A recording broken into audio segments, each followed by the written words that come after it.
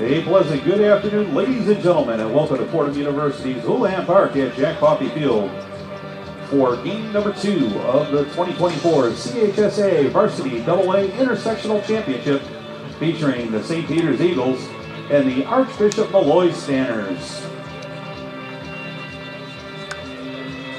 Let's take a look at the starting lineups for game 2 of this 3-game series as St. Peter's took last night's game by a score of 9-0.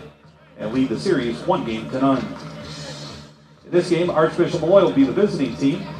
Leading off for Archbishop Malloy will be the designated hitter, number 1, Patrick DeSarno. Batting second will be the second baseman, number 24, Dylan Payano. Batting third is the center fielder, number 12, Sean Stoney.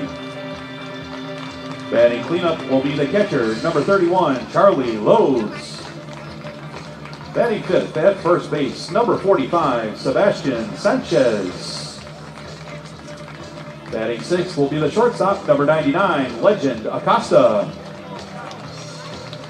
Batting seventh in right field, number 66, Gianluca DeGioia.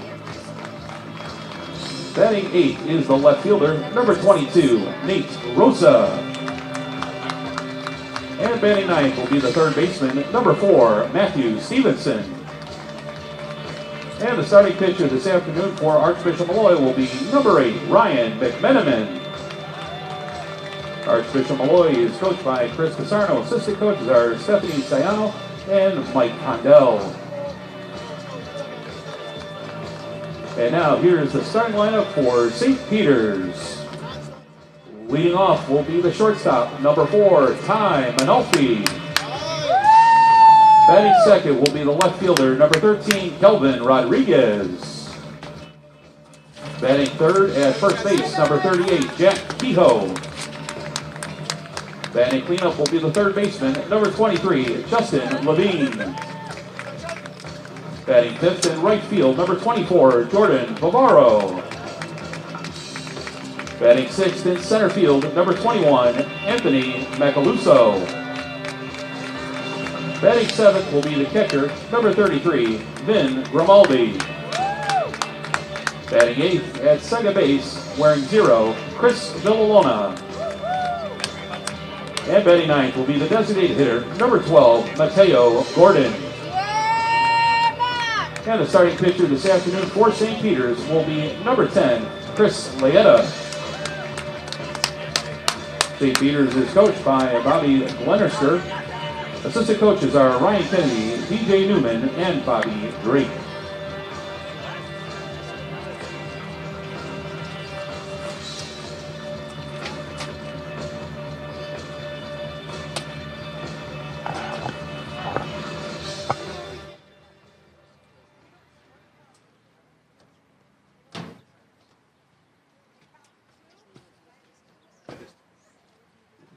At this time, ladies and gentlemen, I ask that you all please rise for our pregame prayer, national anthem, and code of conduct. As we prepare for today's game, let us ask God to help us remember that when we put on these uniforms, we are first and foremost ambassadors of the Catholic faith. May we remember that those with whom we compete today are our brothers in that faith who should be treated with dignity and respect at all times. And Lord, may our work and play this afternoon give you honor and glory. Amen. And now to honor America, we will play our national anthem.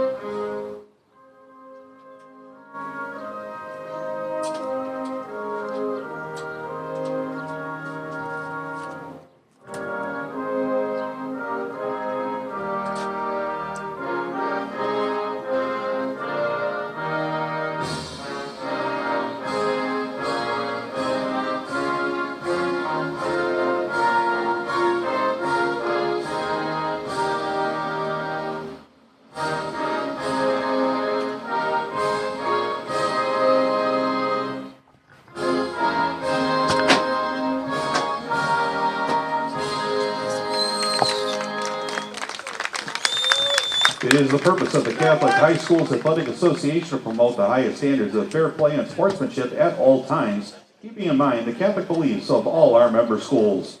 All players, coaches, and spectators will adhere to the code of conduct as put forth in our bylaws. Violators of this code, including spectators, are subject to ejection from Houlihan Park as well as suspension.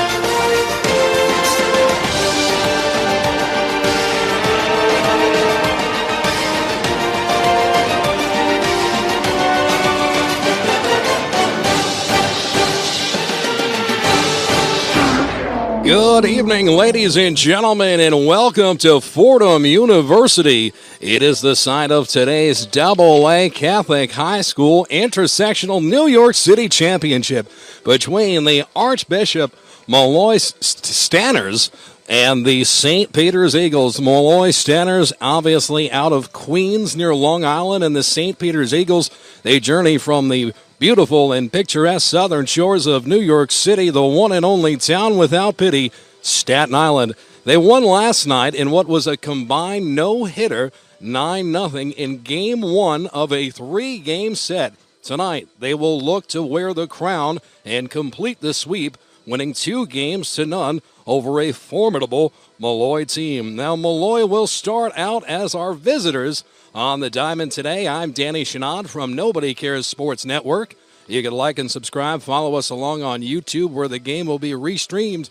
But right now we are live with our friends from locallive.tv, based in Connecticut and serving you around the globe. The great Gus is on camera and we are moments away from first pitch. The Molloy Tanners march into today's game. They'll be wearing all gray uniforms, reminiscent of the Brooklyn Dodgers. Formidable at best, a great opponent, and somewhat ironic that they represent the old Brooklyn Dodgers with their uniform, as this is, in fact, the Memorial Vin Scully press box. Now, Vin Scully played baseball here at Fordham University. He is a proud graduate of Fordham University. This box is named after him, and for those that have lived under a rock and might not be a fan of the game of baseball, well, he was a Emmy Award-winning Lifetime Achievement Award Hall of Fame announcer for the Brooklyn and Los Angeles Dodgers. Now, the St. Peter's Eagles, they're the home team this evening.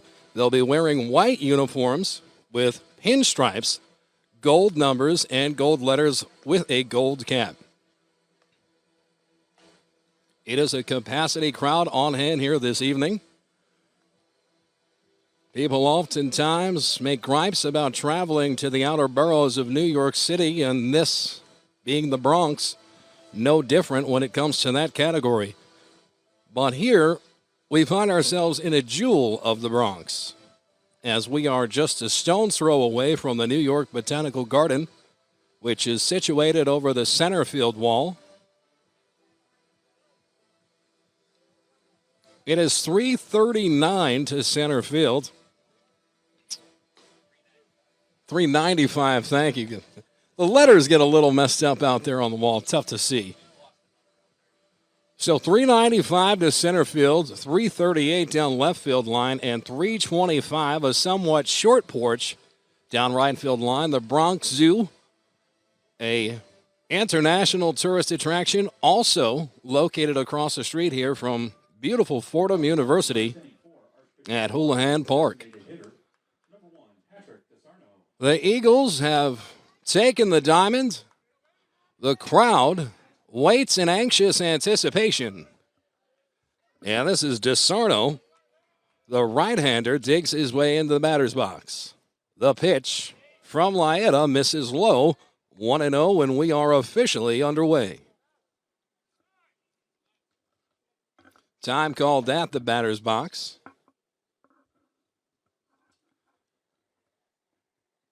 This game officially was slated for a 7 p.m. start, but clearer heads prevailed when everyone realized that there would be rain later on this evening.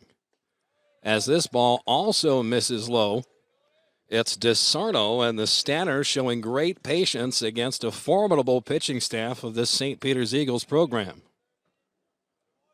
The 2-0 is a strike called over the plate. We are even 2-1 the count.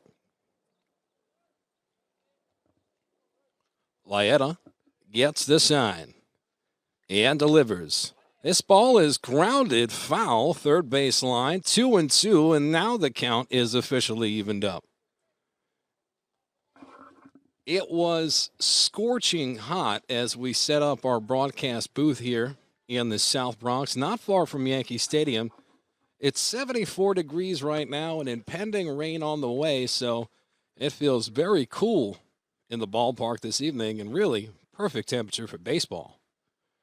The 2-2 from Laeta to DeSarno is grounded to the second baseman, who fields, fires in time. There's one away.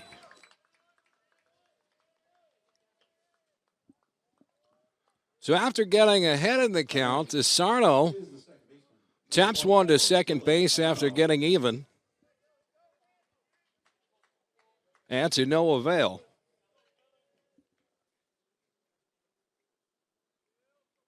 This is Dylan Payano in the batter's box now. The two-hole hitter looks at a strike right down Broadway, 0-1.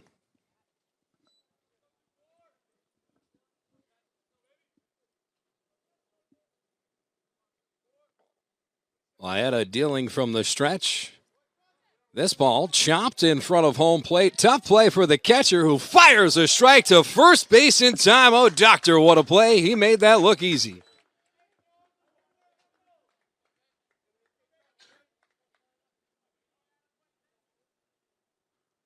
That's Grimaldi behind the dish.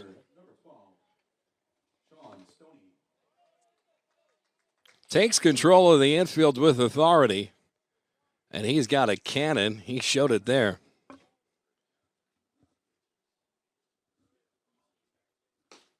Favorite player on the roster for me for both of these clubs today is number 12 in the batter's box for the Tanners. This is Sean Stoney. I believe he's got the best name in the business. Stoney looked at a ball, and the second pitch is grounded to short. Fires across the diamond, an awkward catch, but it's received in time. There are three away. 1, 2, 3, go the Tanners. The Eagles will have a chance to get on the board in the bottom of the first inning when we come back.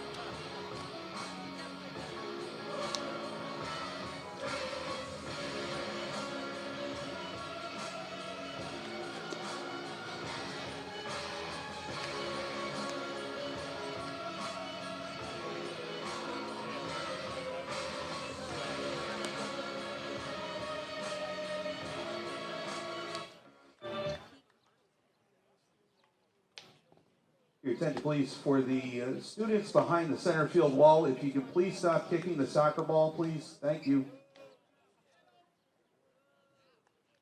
You can easily move over to Murphy Field. There are soccer nets on Murphy Field. Thank you.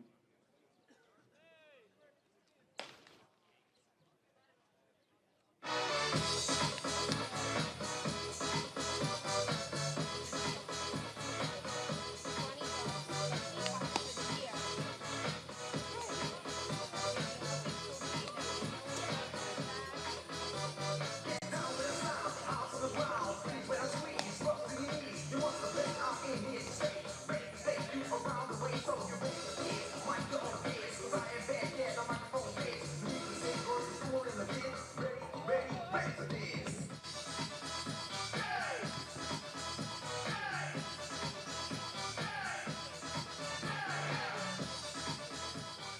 off the bottom of the first inning for St. Peter's will be the shortstop, number 4, Ty Manolfi.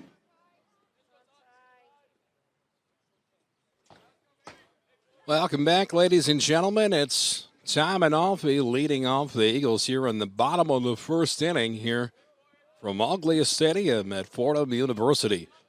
The southpaw hitter digs his way into the batter's box and looks at a strike called high over the outside part of the plate. 0-1, he is behind in the count.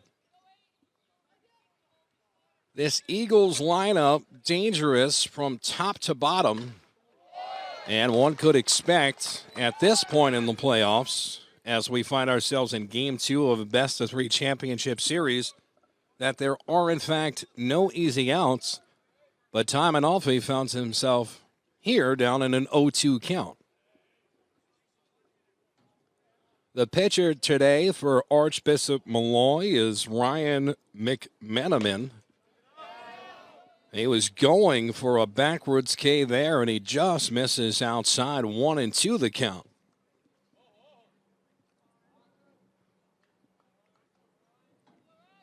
Third baseman playing in, first baseman playing back. The pitch missing low. The count now 2-2. Manolfi, a stereotypical leadoff hitter. Tremendous eye at the plate and lays off bad pitches. As this ball is driven back up the middle towards the pitcher. Textbook hitting from the leadoff batter. Hit it right back where it came. So the leadoff man is on. Now batting is the left fielder, number 13, Kelvin Rodriguez.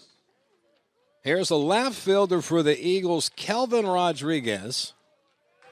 Back-to-back left-handed batters for the Eagles. The runner from first takes off. The throw down to second is a good one, but just a bit late. That's a stolen base for us here in the bottom of the first inning, and the Eagles are in business. With no outs, they put a runner in scoring position.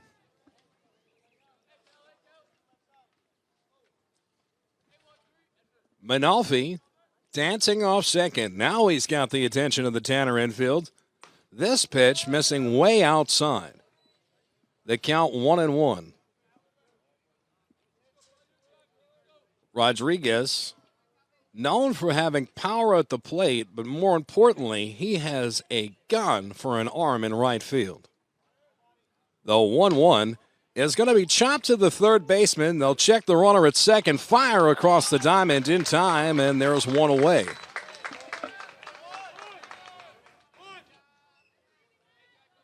It's the three-hitter, Jack Kehoe for the Eagles. First baseman, number 38. Making his way into the batter's box. The first baseman was the hero in what was the regional city final. Walking it off in the bottom of the seventh inning, and here in the intersectional city, this is the granddaddy of them all in the 5 boroughs. We'll see if he can give an encore performance as he looks at a ball outside.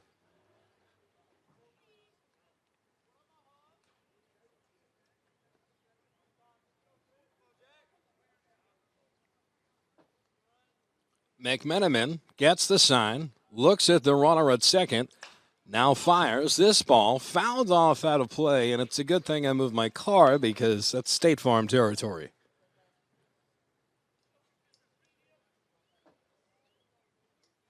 Props to the fans from both sides that came out here today. It is an equally far drive from Queens as it is from Staten Island to journey here to the South Bronx, as Kehoe calls for time at the plate and the umpire grants.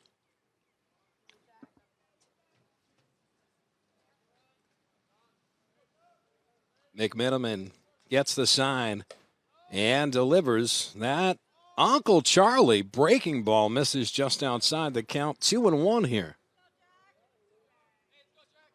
So after missing with the breaking ball not close, we'll see if he comes back to a fastball. Kehoe will be sitting on it, no doubt. With a runner leading off second, the pitch. Breaking ball again on back-to-back pitches. This one misses again, but was much closer than the last. So with first base open, you almost have to wonder if the Stanners are unintentionally pitching around Kehoe here. In a 3-1 count. The pitch. Missing outside ball 4. So that's what it looked like from my perspective, in that they wanted nothing to do with Jack Kehoe as they award him first base, which was open. The third baseman, number 23, Justin. And now coming into the batter's box, it's the third baseman.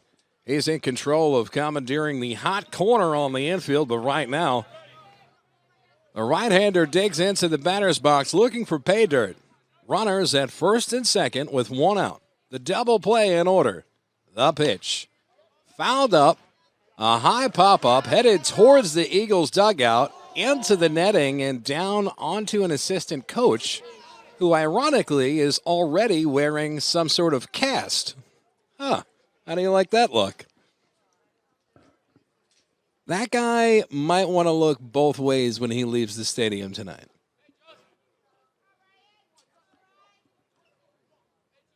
Well, it'll be an 0-1 with 1 out. McMenamin checks on the runner at second. A lot of dancing out there, and that'll force him to step off the rubber for a hot second. Looks like these Eagles runners are getting in the pitcher's head, as now finally we have a pitch thrown in the dirt, missing low. 1-1 is our count. 2 ducks on the pond for the Eagles. 1 out, nothing game. Bottom of the first inning.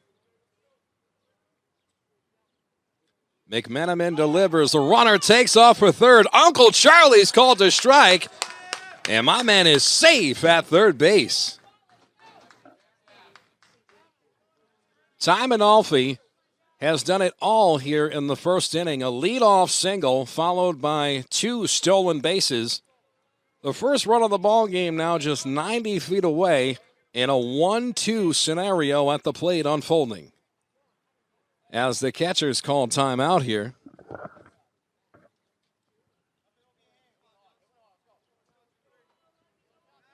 Check back at the runner at first, and he's back in time.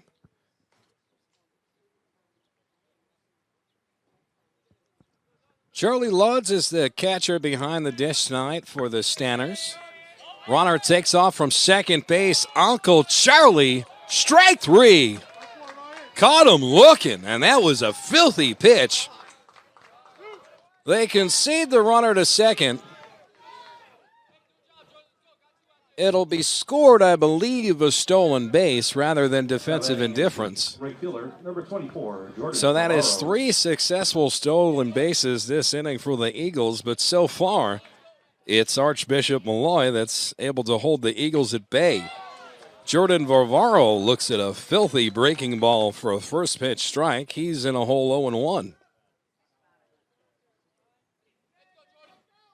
Jordan, a product of Snug Harbor Little League, located on the north shore of Staten Island. His uncle, of course, famed Major League Baseball player Anthony Varvaro.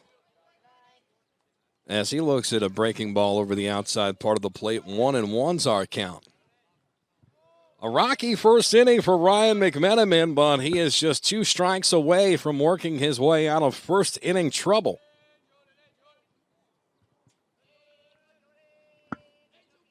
Second and third, the 1-1. Breaking ball is tapped to the third baseman. This will be a tough play. Fires to first, not in time.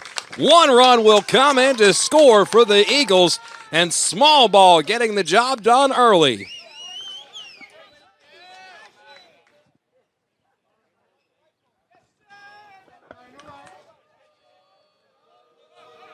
Now batting is the center fielder, number 21, Anthony Macaluso.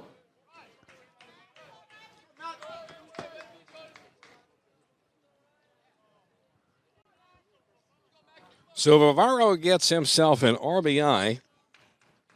And Anthony Macaluso comes to the dish. With runners at the corners, Vivaro takes off for second, and he's in there.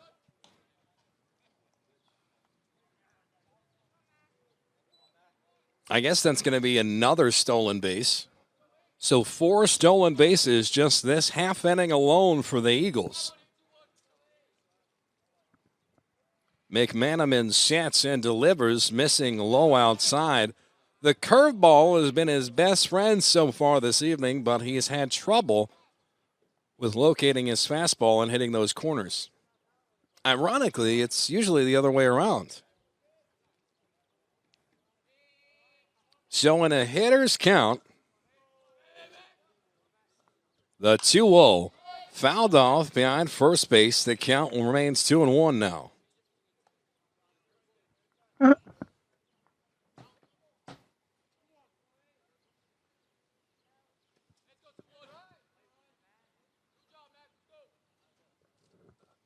Macaluso also goes by the nickname Big Mac,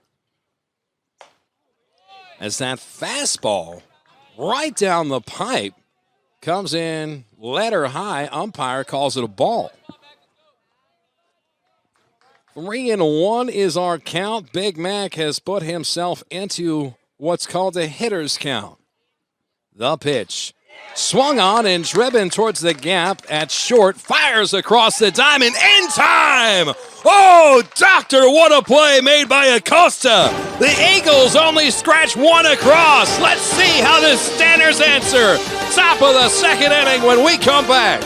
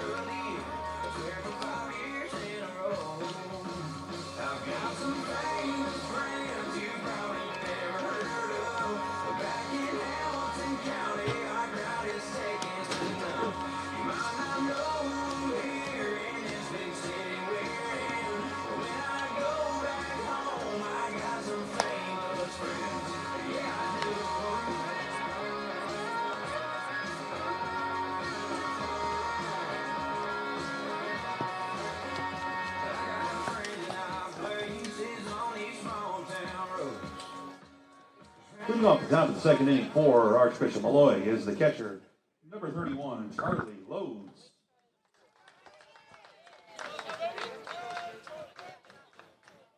And welcome back, ladies and gentlemen. Top of the second inning. Let's see how Molloy responds here as they trail 1-0 to the St. Peter's Eagles.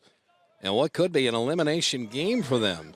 As Lodes, the catcher, looks at a strike over the outside corner. He disagrees and shakes his head, but doesn't get out of the batter's box, remains locked in. Here's the 0-1, missing low. Count evens up 1-1.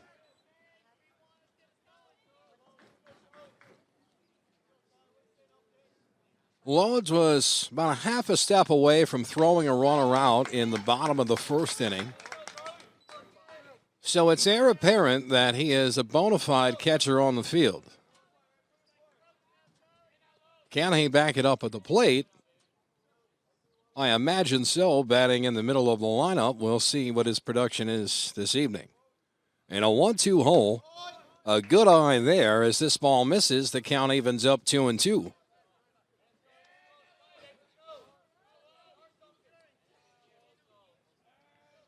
The pitch from Lyetta, swung on and missed on some low cheddar. Struck him out with one away here. The Eagles toss it around the diamond. And it's going to be Sanchez, the big man, coming into the batter's box. Now batting is the first baseman, number 45, Sebastian Sanchez is arguably the largest athlete on the field this afternoon. And of course he would play first base, making him the largest and easiest target for all infielders to throw to. He looks at a first pitch ball from Lyetta.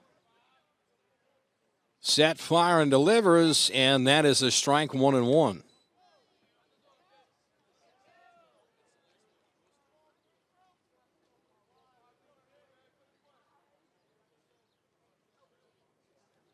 The pitch. Missing high, 2-1. So we're seeing really great patience from hitters on both sides of the field tonight for Molloy. They're doing what they can to pick their pitches, but they're unsuccessful in hitting them where the Eagles are not. Good wood on the baseball, but unlucky so far, as this one, as I mentioned, is tapped right to the second baseman. Aruzzi in play, and there's now 2 away here on the top of the second inning.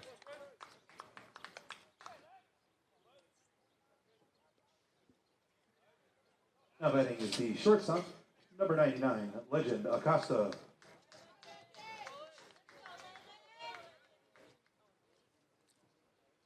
So here is the shortstop for the Tanners, number 99, Acosta. He looks at a fastball that came in over the outside part of the plate, no doubt in the low 90s. Lyetta in rare form this evening. The 0-1. Tries to go with a breaking ball there, and it never drops back into the zone. 1-1 is our count. DeGioia, the batter on deck for the Tanners. The 1-1. This is trouble as it's heading into right field, but coming in to make the catch. It's a 1-2-3 inning. Will the Eagles be able to add on to an early 1-run lead? Find out when we come back from Fordham University.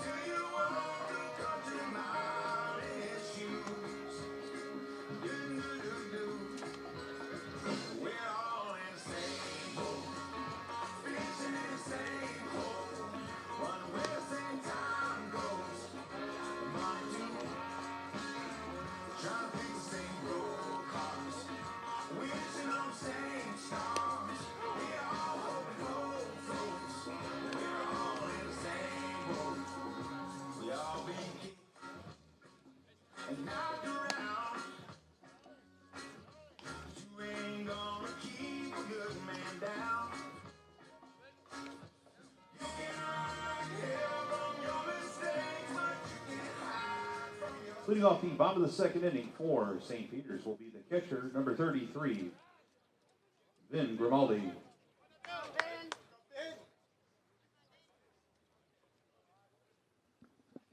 Bottom of the second here from Fordham University. It's Vin Grimaldi who leads us off. The catcher makes his way into the batter's box and looks at a first pitch ball.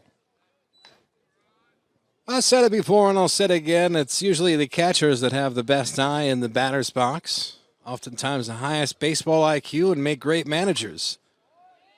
As Grimaldi fouls this one out of play and the count evens up at 1-1.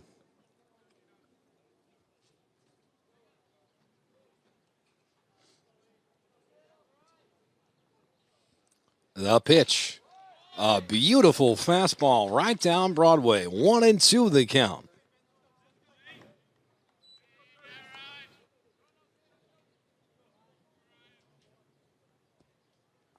The pitch. Ooh, a nasty breaking ball just misses over the outside part of the plate. Let me tell you, McMenamin wanted that one, and so did everybody else in attendance. Here's the 2-2. Comes back with a fastball. It's a chopper to short. Fires across the diamond. The one hop. What a play made by the first baseman, Sanchez, to scoop that up. And there is now 2 away. Or is there 1 away? I'm terrible at my job. Well, it looks like 1. Well, I guess I'll stay on. Baseman, number 0, Chris Villalona. So Chris Villalona in the batter's box now. This ball is popped up right side of the infield. Second baseman calls off everybody and makes the catch, and now there is officially 2 away. The designated hitter, number 12. We were entertained by a prolific pitcher's duel in the last game that we broadcasted with Local Live in a St. Peter's victory, which was a walk-off, winning 3-2 in the bottom of the 7th as this ball is ripped up the middle for the Eagles' second hit of the game.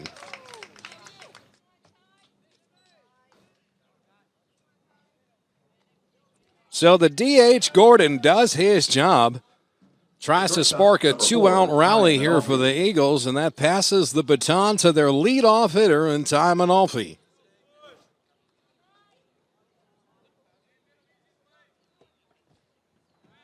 Check back at the runner at first, and he's back in time safely.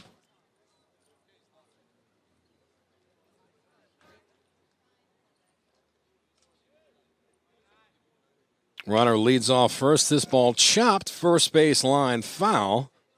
Our count 0-1.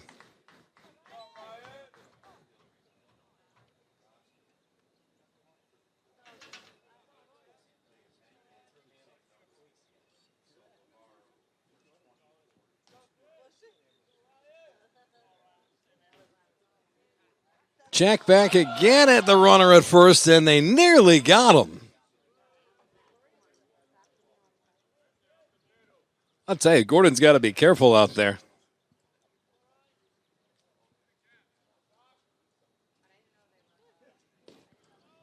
Pitch just missing, and the count evens up 1-1.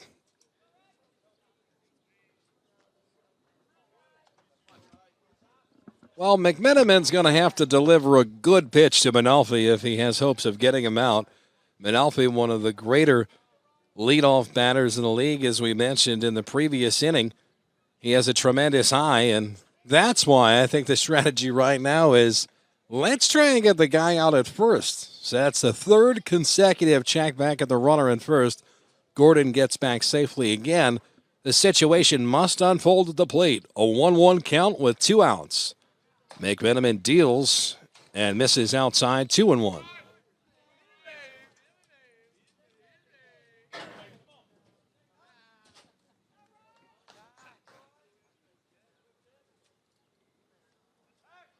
The check back once again. The runner at first, Gordon back safely. That is the 5th time so far in this at-bat that they've checked back on Gordon at first. Trying desperately to stop the Eagles from getting another runner in scoring position. As this fastball misses off the outside part of the plate, the count now 3-1, heavily in Manalfi's favor. It's heir apparent that the Stanners don't want to let Manalfi get on base here. Well, they give him a breaking ball. It's a fastball, and it's ripped into right center field. That's going to move Gordon over to third base. Manalfi dives into second, and he is in there with a double. And once again, it's St. Peter's with a 2-out rally. 2 ducks on the pond, second and third. Now batting is the left fielder, number 13, Calvin Rodriguez.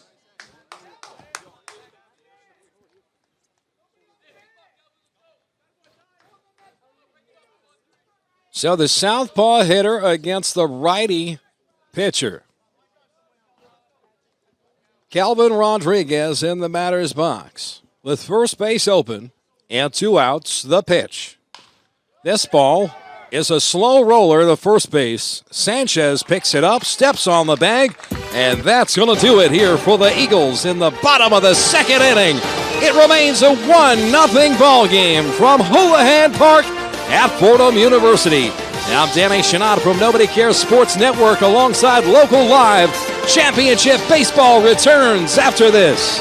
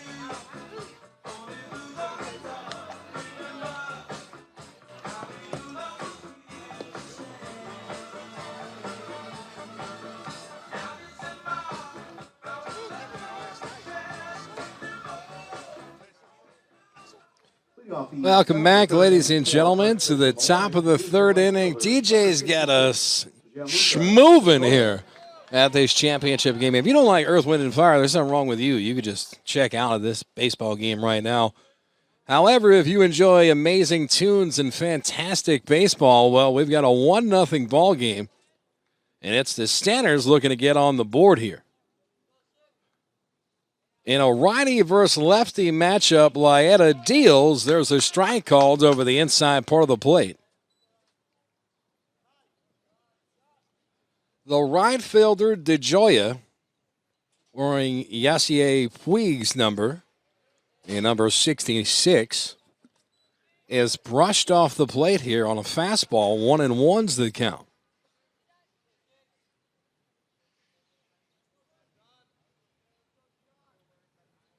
Pitch.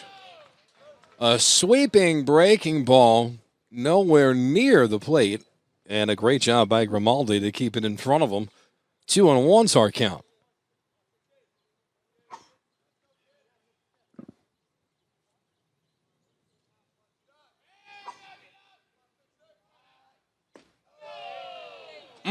A nasty fastball that misses low below the knees. 3-1. And for the first time in seemingly a long time, the Molloy Stanners find themselves in a great situation at the plate. 3-1. Lyetta responds wonderfully with a strike. 3-2 the count.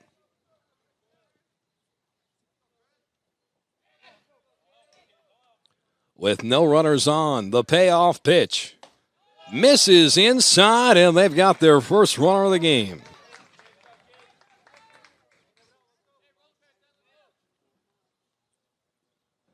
Left fielder, number 22, Nate Rosa.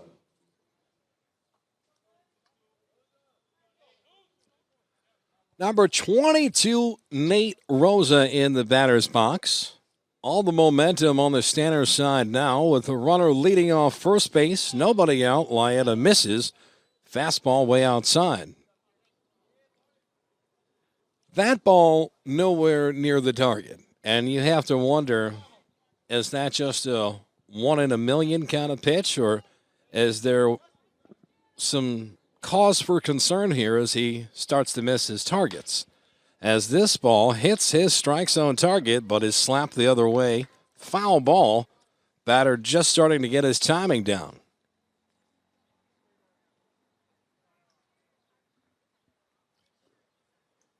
Nate Rosa calling timeout and going over to third base to get some last-second tips from his coach.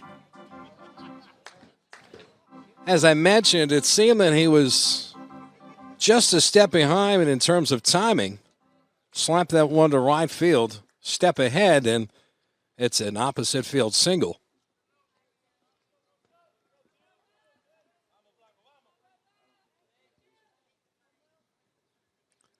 The third baseman basically playing on top of home plate. Everybody else at a normal distance in the infield. The bunt laid down first base line, and it's a good one. Tough play for Lyetta, and he gets him at first. Oh, doctor.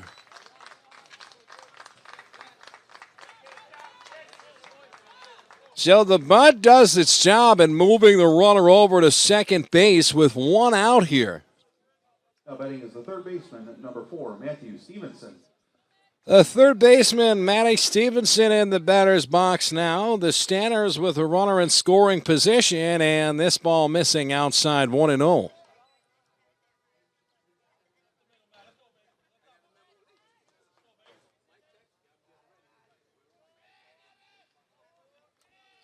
Lyetta looks at the runner at second, now fires and misses low outside 2-0. Stevenson gets the sign from his third base coach. Presumably has the green light here on a hitter's count. Lyetta, focused on the runner at second a bit too much, is forced to step off. And we'll do it again. The 2-0 is a strike. Fastball hits the outside part of the plate, and Lyetta gave a look to the umpires as if to say what was different with the other pitches. The 2-1, a check back at the runner at second. They got him picked off. Can they get him at third? And they do! Levine with a beautiful tag at the hot corner. Lyetta picks off the lead runner, and that scratches away a rally here in the top of the third inning. The 2-1 now misses high outside, 3-1.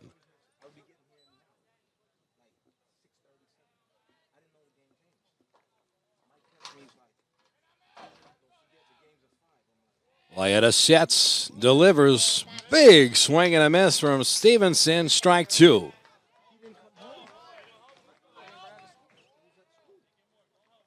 Now that third base dugout starting to chirp a lot. That's where the Molloy Stanners are situated. The Eagles in the first base dugout as this ball misses way outside. That is a walk for Archbishop Malloy, their second of the ball game. Now batting is the designated hitter, number 1, Patrick DeSarno. It's the leadoff hitter, Patrick DeSarno, the DH in this ball game, making his second appearance tonight at the plate.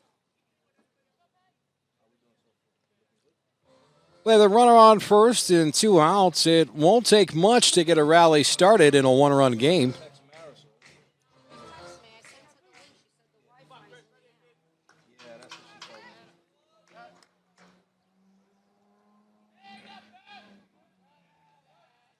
Lyetta deals. That pitch missing just off the outside part of the plate. The count 1-0.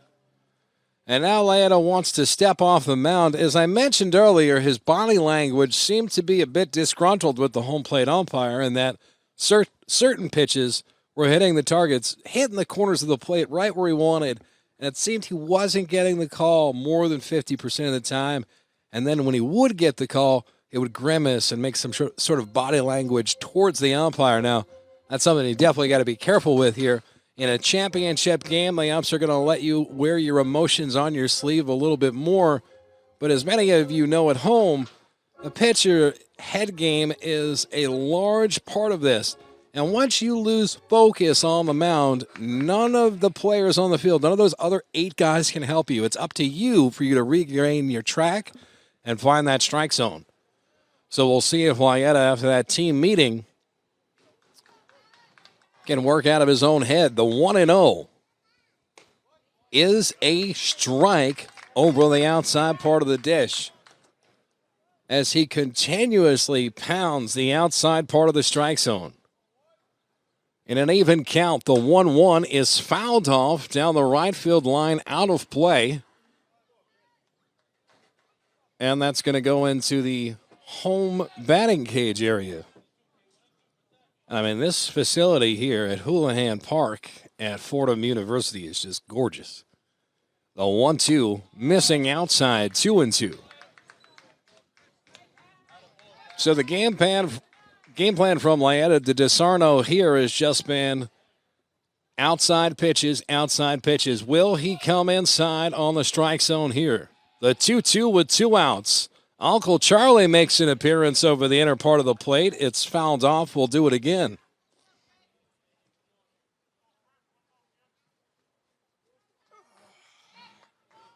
I tell you, if I didn't like my job so much, there's a good chance I would have played hooky and been at the Bronx Zoo across the street today. But we're here, the 2-2.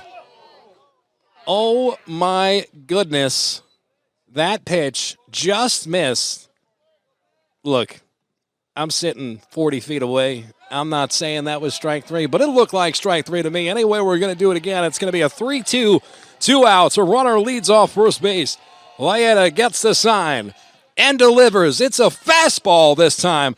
Popped up into left field. And the center fielder is going to make the catch. And that's going to do away with this rally here in the top of the 3rd inning. We'll be back. 1-0 remains our score from Fordham University.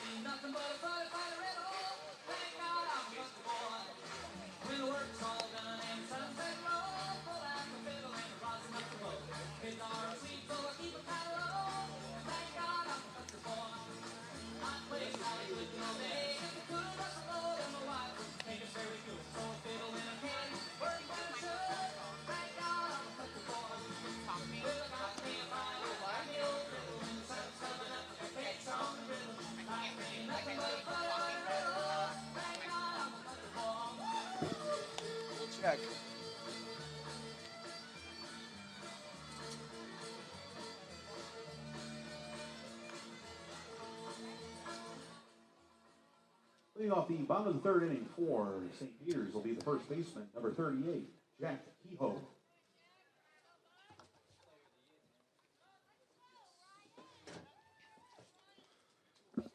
Well, welcome back, ladies and gentlemen. Here is our star from last week's game. Jack Kehoe is the Catholic High School Player of the Year. And this ball fouled back to the screen, 0-1.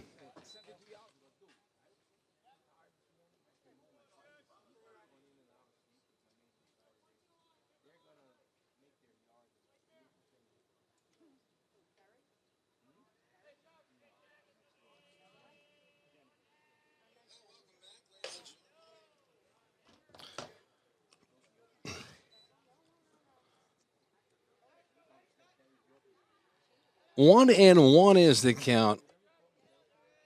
No security here whatsoever. Well, not my security anyway, but we had people come up to the booth and say, the microphone doesn't work. I checked. It appears the microphone works, so I'd like to thank the woman for giving me a self-induced panic attack for no reason. In a 2-1 count now. This ball missing low, 3-1.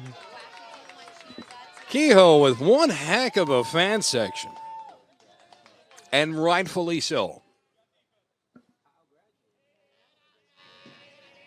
Here's a 3-1. This ball is popped up, a sky-high pop.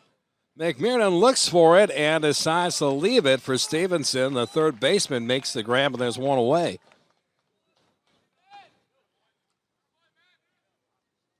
The third baseman, number 23, Justin Levine.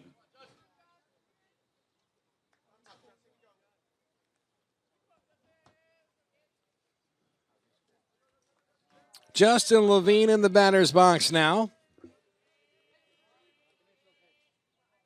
He looks at a high first pitch ball, 1-0. It should be mentioned that there are working benches in both of these dugouts, but both teams opting not to use them. Everyone standing on the top step as Levine rips a ball into left field past the outstretched arms of Stevenson, the third baseman. The Eagles have a runner on here with one away. The right fielder, number 24, Jordan Lavaro.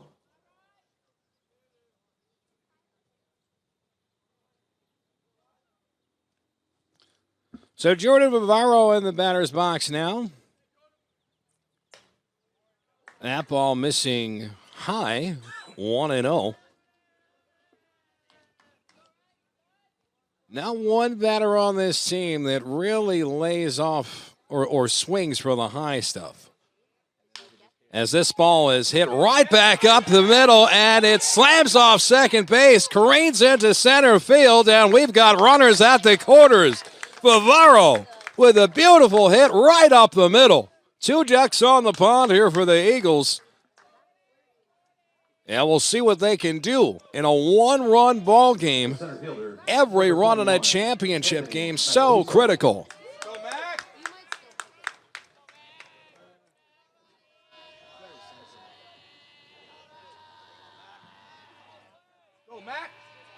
Runner takes off from first base, and that is going to be yet another stolen base, the fifth of the game for the Eagles.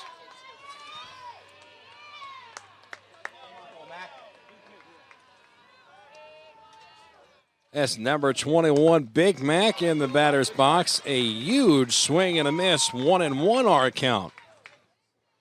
Two runners in scoring position for the Eagles. A 1-0 lead here in the bottom of the third inning from Moglia Stadium at Fordham University. Coffee Field is where this game is being played inside Houlihan Park, and seating is at capacity.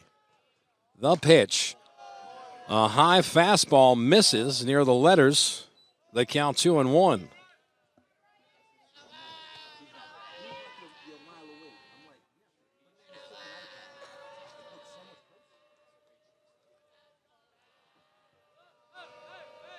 The pitch to Macaluso is called a strike, 2-2.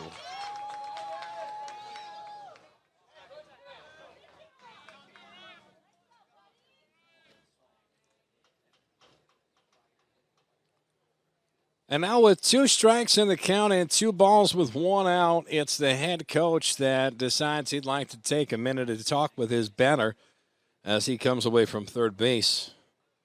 Gives him some words of wisdom, and we are back to the action.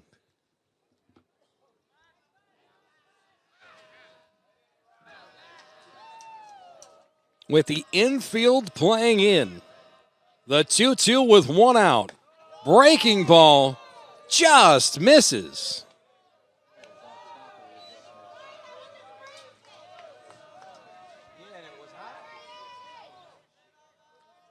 The umpire called it high. By the time it broke back into the zone, it apparently never came back in. This is a fastball which misses high, and now the bases are juiced.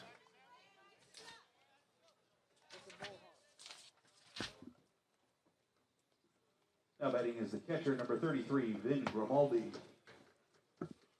Vinny Grimaldi finds himself up here at the dish in what is the biggest moment of this championship game. We are midway through the contest. The bases are loaded. There is 1 out, a meeting on the mound, and we'll find out the outcome when we return.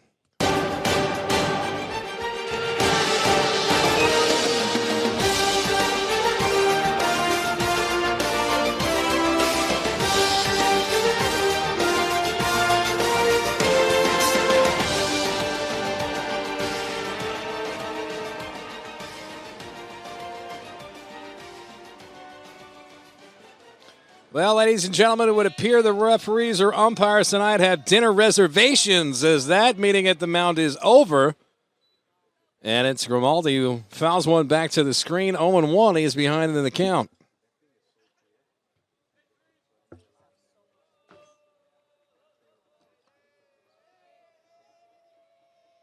McMenamin checks back at the runner at third, and they nearly caught him sleeping.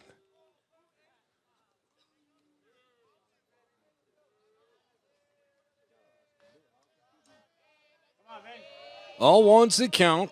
1 out. Bases loaded. Grimaldi slaps this one into right field. That's a can of corn. Here's the play at the plate as the runner tries to tag, and he's saved! Oh, the tag could not be made on the shoulder. Now the tag is made, and they stay still safe.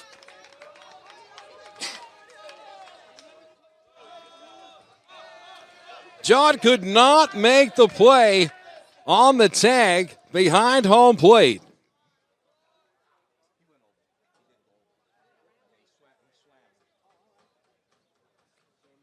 Levine dove in front of the tag.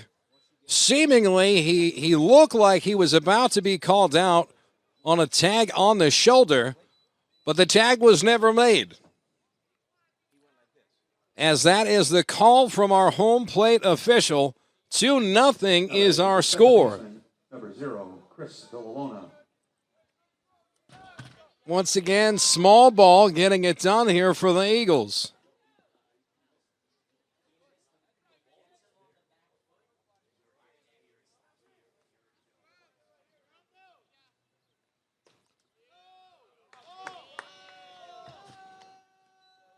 It's a new man at the dish, Villalona. Runners on second and third, 2 outs. The Eagles now possess a 2-0 lead. The pitch. It is a suicide squeeze. The runner takes off from third. Pitcher tags out the runner at first base. And that rally is officially going to come to an end, but not before the Eagles get another run. It's 2-0 as we head to the top of the 4th inning.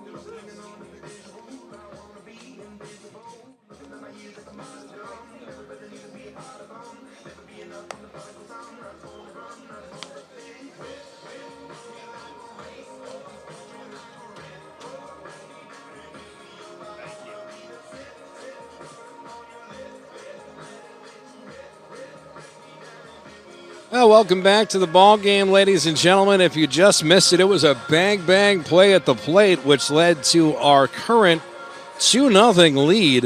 1 run scored in the bottom of the 3rd inning by the Eagles. Number 66, DeJoya, the right fielder, nearly hosed a runner at the plate on a sac fly. Instead, it turned out to be a run for the Eagles. Upon closer inspection from our boy Regina, Nick Regina, is it, from the Advance? Yes, sir. Well, he brought it up on the old internet machine to show us the replay from our friends at Local Live, and it looked like the tag would have been made on the cleat while the hand touched home plate. So it's the correct call on the field as this ball is roped up the middle. And ladies and gentlemen, Archbishop Malloy has their first official hit against the Eagles. And now what is 10 innings or more. Now batting is the center fielder, number 12, Sean Stoney. Well, ladies and gents, as many of you are aware, if you're a fan of the great game of baseball, in a 2-0 game, all you need is a bloop and a blast, and that's the situation we have before us. The leadoff runner is on. My favorite player of all time, Sean Stoney, number 12 in your programs, number 1 in your hearts, ahead in the count 1-0. Lietta deals and misses badly outside, 2-0.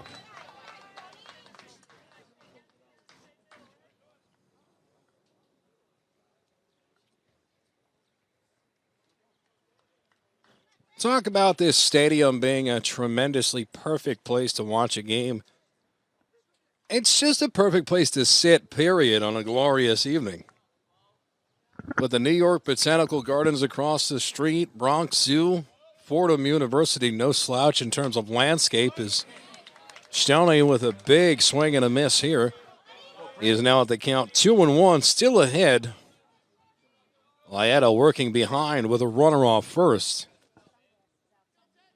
The pitch misses low inside, 3-1. It's the Stanners trying to steal some momentum midway through this contest.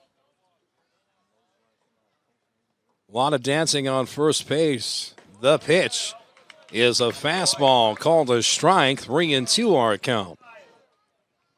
Loads is on deck. The 3-2 is grounded to Levine. This could be 2. On to second, now to first, and they'll only get 1. As it was Kehoe with the scoop at first, and had he been able to make that catch without the bounce, I believe they would have got the runner at first, but the bounce was what led that double play to be broken up. The bounce on the throw, that is. So it's 1 out here. Top of the 4th inning, a runner will lead off first base, and this pitch is fouled off over the Eagles' heads in their dugout. 0-1.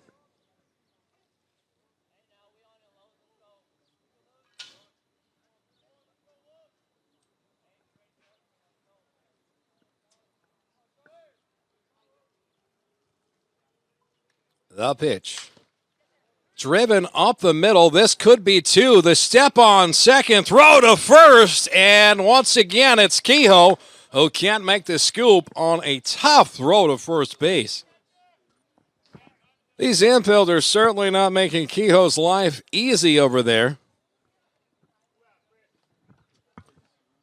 We'll see if that comes back to burn them. 2 potential pitches where the Eagles could have had a double play ball. Instead, they only get 1 out in both circumstances, so now there are 2 away. Runner remains stuck at first. Sanchez, check swing, and that is a called strike over the inner part of the plate, 0-1.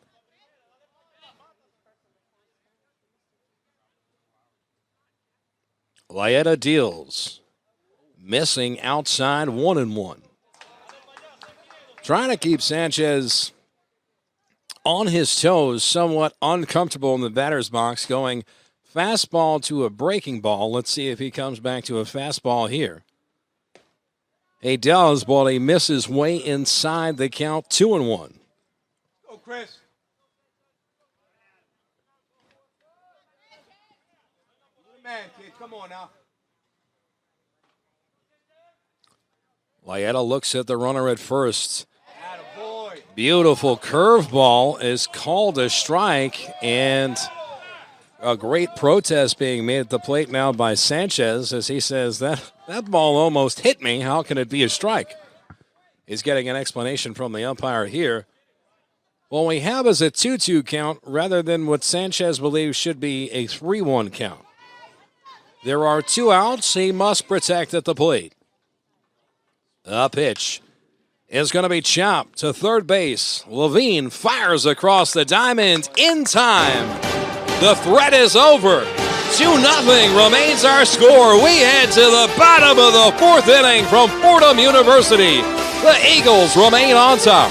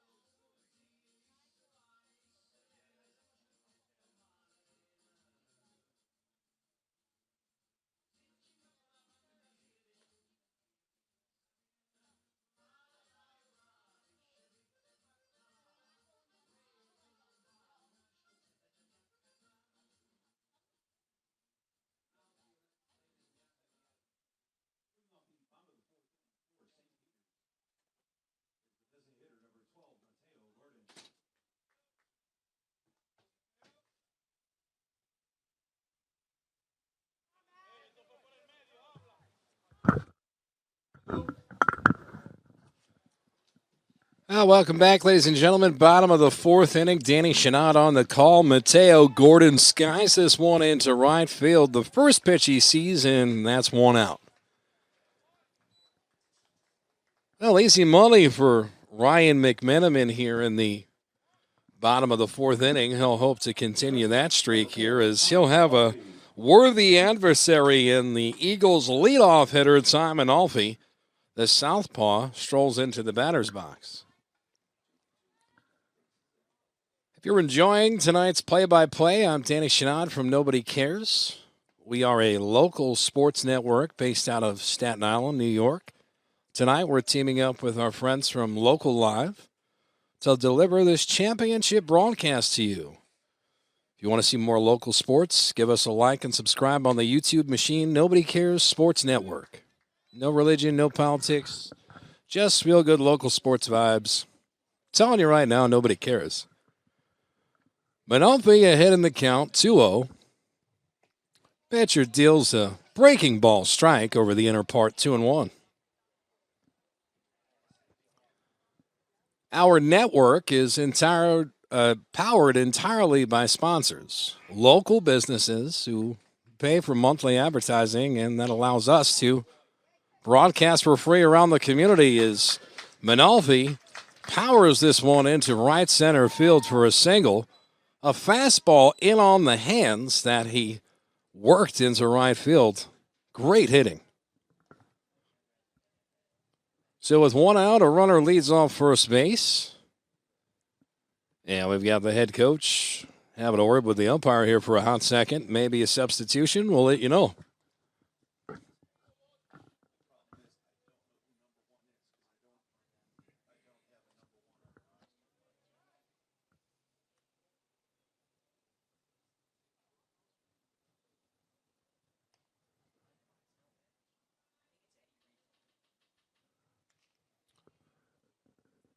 So it should be number 11, Eddie Rathorn at the plate now, a substitution for the Eagles.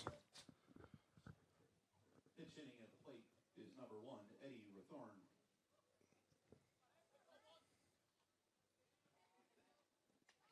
It's number 1, 11. Say number 11.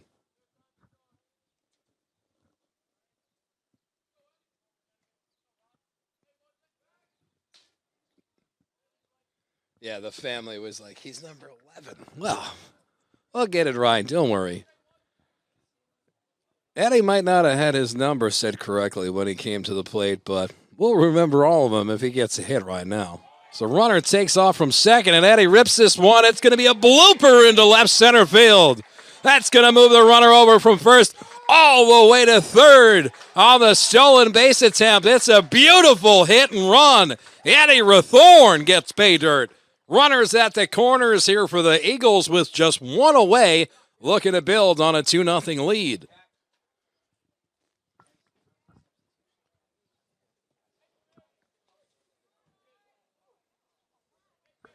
And now, ladies and gentlemen, they're in business.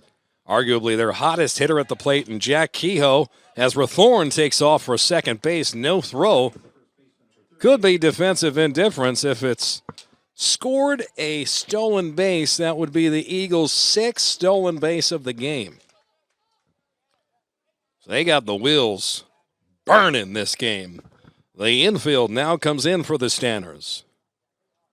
The pitch. Kehoe lays off a tough pitch, which is, if this was MLB The Show, I would have been all over that one. Instead, it's a 2-0 scenario. McMenamin gets the sign, delivers. This ball is ripped into right field by Kehoe. One run will come in to score, and that is all as they hold Rathorn at third. It'll remain bases, runners at the corners for the Eagles, and it is now a 3-0 ball game.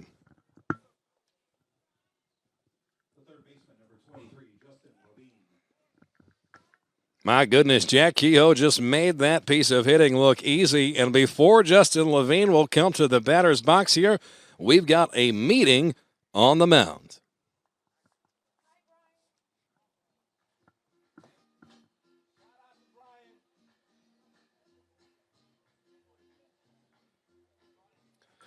Imagine that Nobody Cares Sports in Staten Island is powered by a bevy of sponsors. Well, we want to thank all of them that allow us to do everything that we do for the community, including DPM Contracting, all phases of interior and exterior contracting.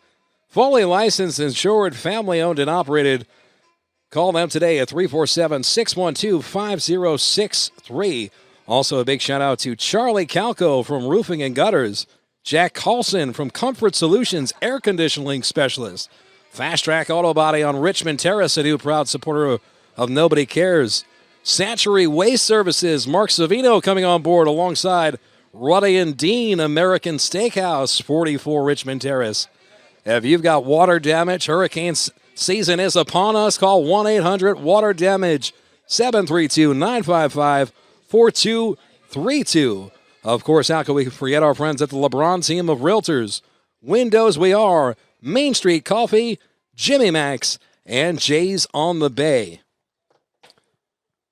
And don't worry, Adam Minoni of Qualitech Computers, the official technology provider of Nobody Cares Sports Network.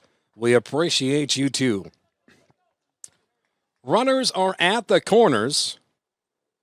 And that ball way high as yet another runner takes off for second base. The check back at the runner at third. They nearly got him. Nearly caught Rathorn sleeping. Instead, it's the 7th stolen base for the Eagles. That one was moving through molasses, seemingly in slow motion. The outcome is second and third. One out. The pitch. Misses low.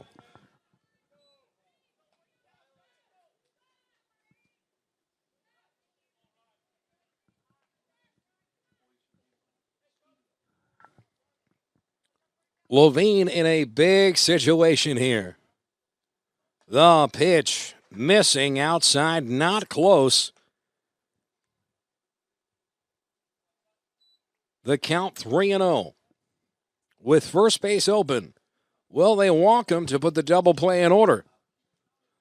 Let's find out. The pitch is a ball just missing low. The pitcher cannot believe it. And ladies and gentlemen, the bases are juiced, and here comes the big power hitter, Jordan Vivaro.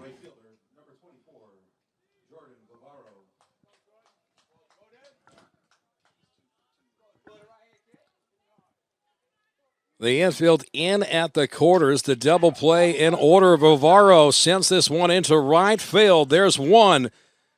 Runner tagging up. Rathorn's going to easily score from third, and it is now a 4-0 game on the heels of a Vivaro sac fly.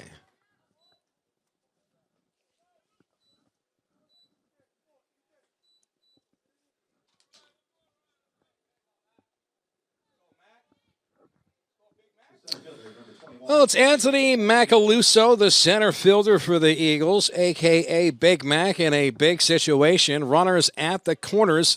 He looks at a first pitch strike over the inside part of the plate.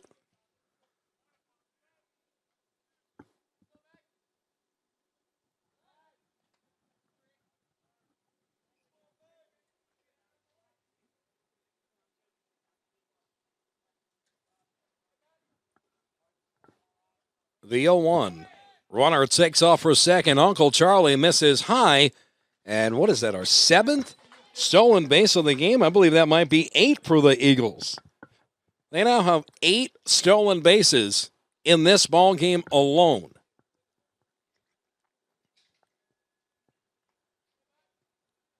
McMenamin deals.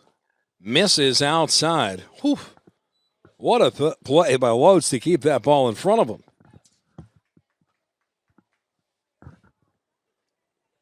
Charlie Loads putting on a splendid performance behind the dish tonight for the Stanners. The 2-1. Swung on and miss. A big swing that time. Big Mac had one thing on his mind. I think he was trying to put that baseball in the F of the Fordham football bleachers. The 2-2 with 2 outs. Pitch missing high. And we've got a full count coming up.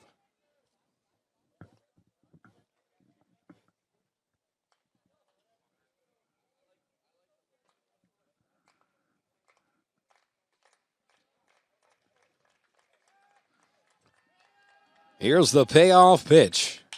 This ball is ripped to short. Tough play, fired across the diamond in time. The Stanners finally get out of trouble. They've stopped the raining, but that levee broke momentarily as the Eagles scratch another couple runs across. 4-0's our score. Ladies and gentlemen, top 5 when we come back.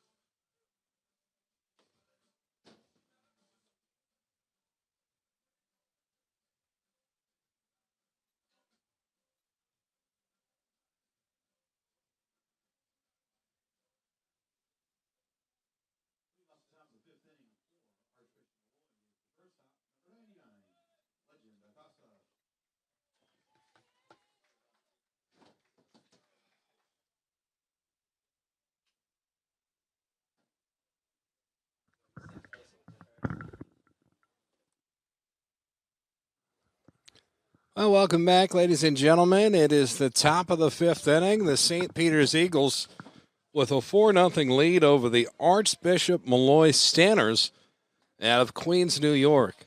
The Eagles with a 1-0 lead in a best-of-3 series for the CHSAA Intersectional New York City Championship.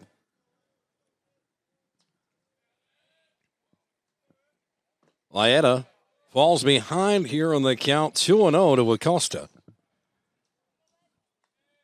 Got the call this morning at 7 a.m. Mark D. Cristoforo, the athletic director from St. Peter's, as Laeta missing the outside part of the plate here, 3-0. Mark D. said, Danny, I know you don't want to get this call, but do you want to go to the Bronx again? I thought you'd never ask. The 3-0 is right down Broadway, 3-1. Acosta taking all the way. Obviously, I want to come to the Bronx to cover local baseball as much as possible as Laeta relinquishes a leadoff walk. Acosta is on base. There are many places here on green earth that I wouldn't travel for local high schools, but especially St. Peter's High School. They're an official supporter of the St. Peter's Sports Net of the Nobody Cares Sports Network, and without them, we wouldn't be serving the community wholeheartedly and proudly. As Laeta responds greatly here with a first pitch strike.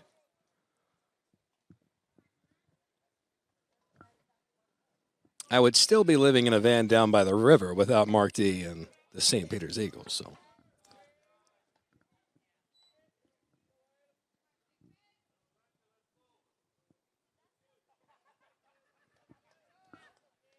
A runner leading off first base. Leadoff runners on, nobody out. Laeta deals. And that ball bounces at the plate. Now, for all intents and purposes, it would appear that he's lost his strike zone.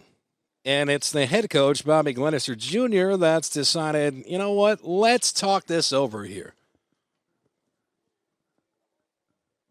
After all, in 7 pitches that he's thrown here in the top of the 5th inning, 6 of them have been balls. And of those 6, none of them were close.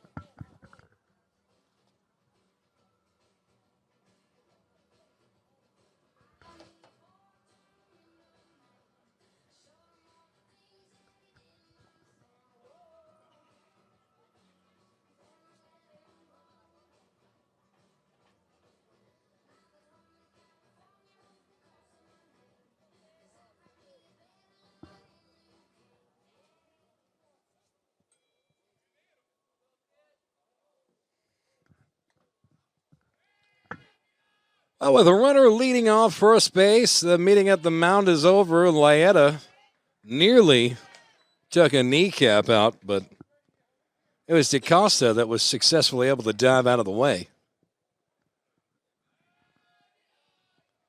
The pitch, once again working the inside part, misses. So there's 2 walks, ladies and gentlemen, to start us off here in the top of the 5th inning in a 4-0 ball game. These Stanners are far from out of it. I may be sitting at home saying, Dan, what is a Stanner? Well, ladies and gentlemen, I had to look up that definition when I got to the booth here tonight. As Laeta misses the strike zone yet again, first pitch ball to 3 consecutive batters. A Stanner is a fan that is more than a fan of any particular topic. So it could be labeled as a fanatic would be a synonym. Could have been the Molloy Fanatics, but in Old English, they are the Stanners as the runner takes off from second for third. And my goodness, Acosta is in there. That's the Stanners' first stolen base of the game. They've got runners at the corners and nobody out. And a hard slide with nobody home. Acosta appears to be a bit shaken up. We've got timeout on the field as the trainers are going to give him a look over.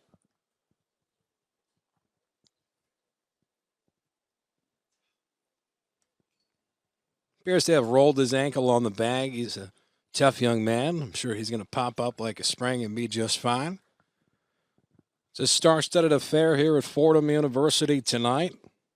Many of our sponsors are in attendance, including our friends from Jimmy Mac's Restaurant, located in the heart of Westerly in Staten Island, supporting all things local. A number of St. Peter's alumni have journeyed out here to the Bronx this evening. all the way from the far southern reaches of New York City and Staten Island. Acosta is up at third base and walking it off as I had predicted that he would. And it looks like he's going to shake it off and stay in this ball game. Right now, ladies and gentlemen, he represents their first run of the ball game. He is just 90 feet away. May as well stay in there, but it looks like now he is, in fact, going to come out of the game, and we're going to have a substitution. So it's number 3, Rafael DeFonso, who's going to come in as a pinch runner in the place of the injured Acosta, or DeCosta, Acosta, who injured himself sliding into third base on the steal. Shout out to Windows We Are, tuned in as well. Proud supporter of Nobody Cares Sports, saying that we sound professional. I'm doing my best. I'm going to be tapped out after this.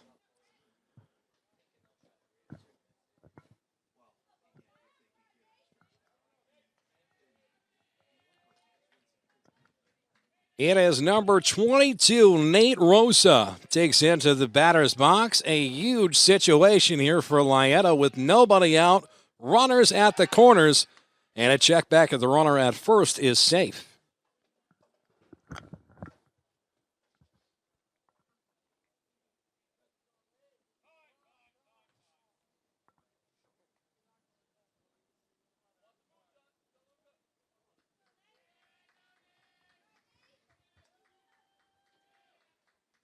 Lyetta, the fastball missing just high now. The count 3-0. One pitch away from loading the bases here. The pitch is a strike. Hits his target over the inner half of the plate.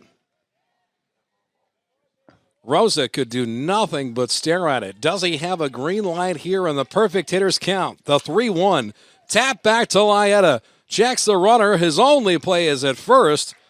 Runners move over. It'll be second and third with one away. A good play by Lyetta on the mound. His only play to be made. I'd like to remind everybody at home that there is a hit-a-thon for the benefit of Rory D. Cristoforo's Memorial Field at Snug Harbor. For more information on this and more amazing events in the community at Snug Harbor, as this ball is hit to second base, should be one out as one run comes in to score for the Stanners, their first of the game. It's a 4-1 ball game.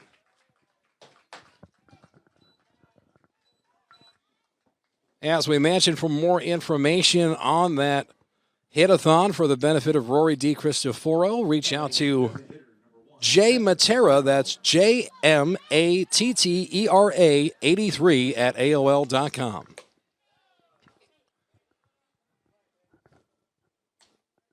Well, we went from runners at the corners and nobody out to very quickly 2 outs, 1 run has come home. It is a brand new ball game, 4-1's the score. Runner leads off third. Lyetta throws a mean hooking curveball, 12-6 drop. The 6, unfortunately, was the shoelaces. It's a ball.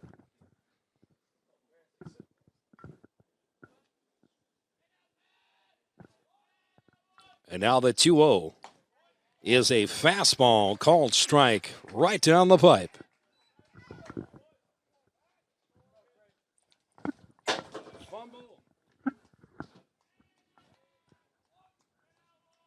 The 2-1 misses. Oh, a late called strike.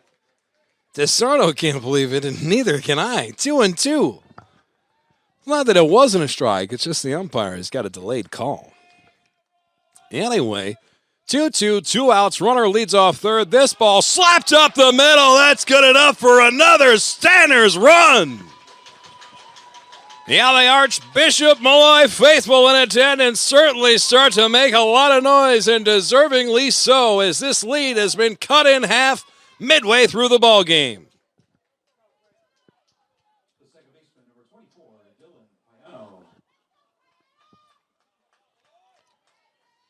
Big Del Spiano in the batter's box. A runner leads off first with 2 outs. Will the rally continue?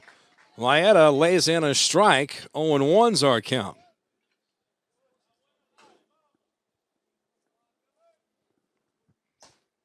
Back-to-back fastballs puts Piano in an 0-2 hole. We talked about Snug Harbor before. Boy, I love their snack bar. We're a long way from that snack bar. The 0-2, Piano fouls this one off into the Eagles' bullpen. He'll stay in an 0-2 hole, but great job protecting here. This Archbishop Malloy crowd's fired up. I think they're just naturally jacked up because they searched all the bags. Runner takes off for second base, and he is in there safely. Ladies and gentlemen, it would appear Mr. Momentum has momentarily changed his address. Now, runner leading off second base. The pitch. A blooper into shallow right field is going to split between the fielders. 1 run will come in to score, and it is now a 4-3 ball game. Piano with a huge RBI. In an inning where Lyetta has struggled to find the strike zone, when he has found it, the Stanners have made him pay. The Eagles faithful in attendance will give Lyetta a nice round of applause as he comes off the mound. His teammates come out of the top step of the dugout to high-five him. Well, that'll be all for Lyetta this evening. A pitcher's change and late innings of a championship thriller when we return. Danny Chanod from Nobody Cares with Local Live on the call.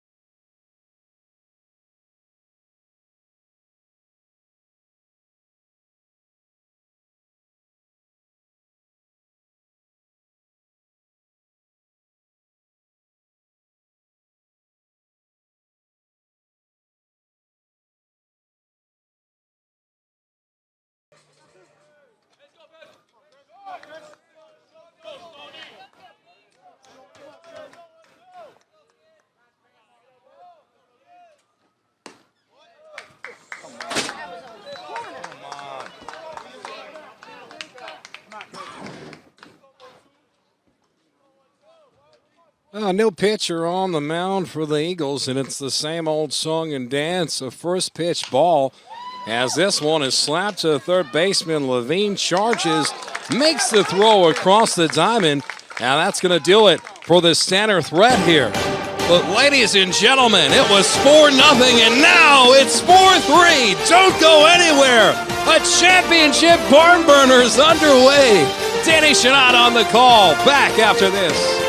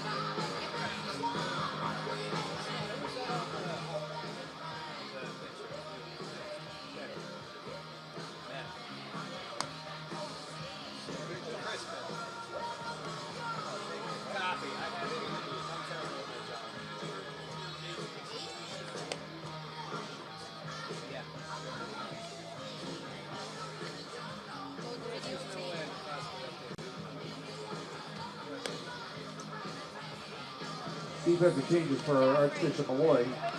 Moving from third base to shortstop is number 4, Matthew Stevenson. And now play third base is number 52, Julian Diaz.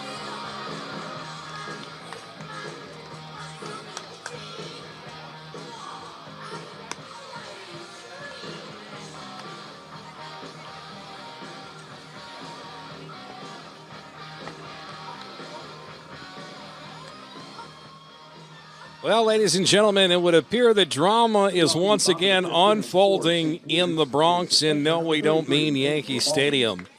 Right here at Coffee Field inside Houlihan Park at Fordham University, it's now a one-run ball game in a best-of-3 series. The Eagles lead 1-0. We move now to scary hours, as Coach Elliott Wilson would call it. It is the bottom of the 5th inning, and we play 7. The Eagles holding on to a 1-run lead. This is a sky-high pop-up into foul territory. A tough play, nearly made basket catch over the shoulder. Cannot be retained. It is a long, exciting strike, but my goodness, had he made the catch, we'd have had a top 10 play. Am I excited for no reason? I can't be excited for no reason. I just feel like the decibels in this park aren't matching my excitement. Glorious environment for baseball, though. I know the people in attendance are looking at me. That's never a good sign. The pitch, whew, nasty curveball, misses.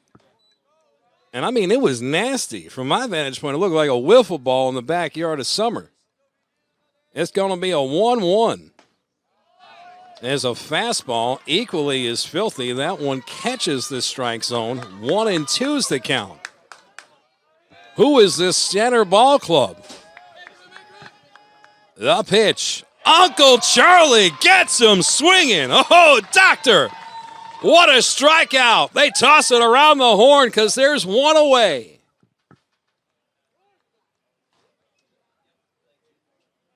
Now batting is the second baseman, number 0, Chris Villalona. Chris Villalona steps into the batter's box here for the Eagles. Bottom 5, nobody on. The pitch. Breaking ball misses low and outside, 1-0. When he throws that curveball outside, it seems to be easier for the batters to pick up on it, but over the plate, on the inside half, not so much. Comes back with a fastball there, gets him to swing and miss. 1-1's our count.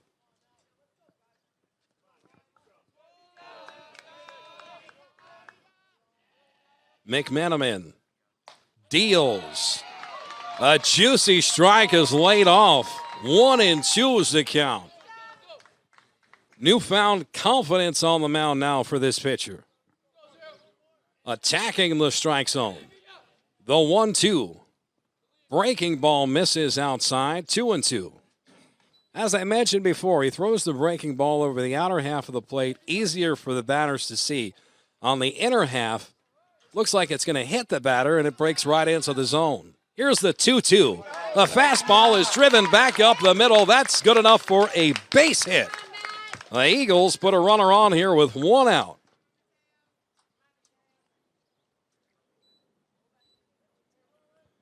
Villalona does his job. So here's the DH, number 12, Mateo Gordon.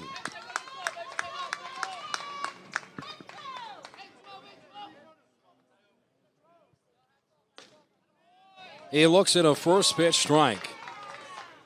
Manalfi, the leadoff batter in this lineup, is on deck.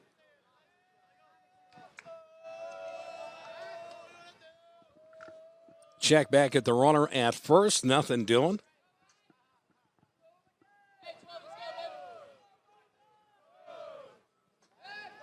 Once again, they check back at the runner, and they've got him picked off in a rundown.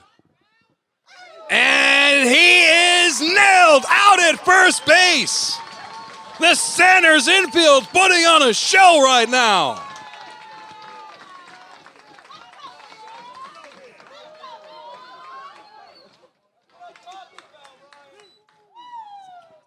Costly base running by Villalona.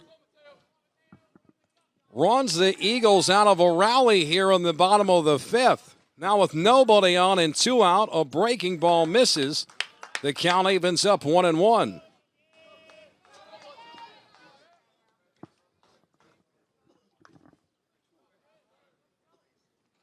Gordon with a huge swing and a miss.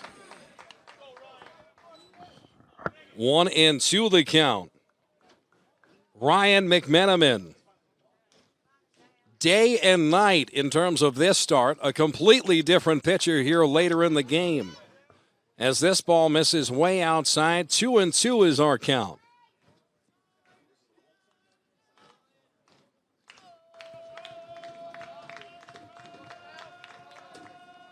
The pitch. It's a blooper right field. It's going to dunk in foul. We'll do it again. As we mentioned, many faithful from both of these organizations in attendance tonight, Archbishop Malloy and St. Peter's.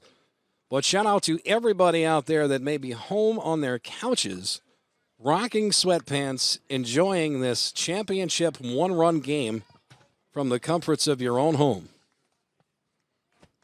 Gotta love the internet, man.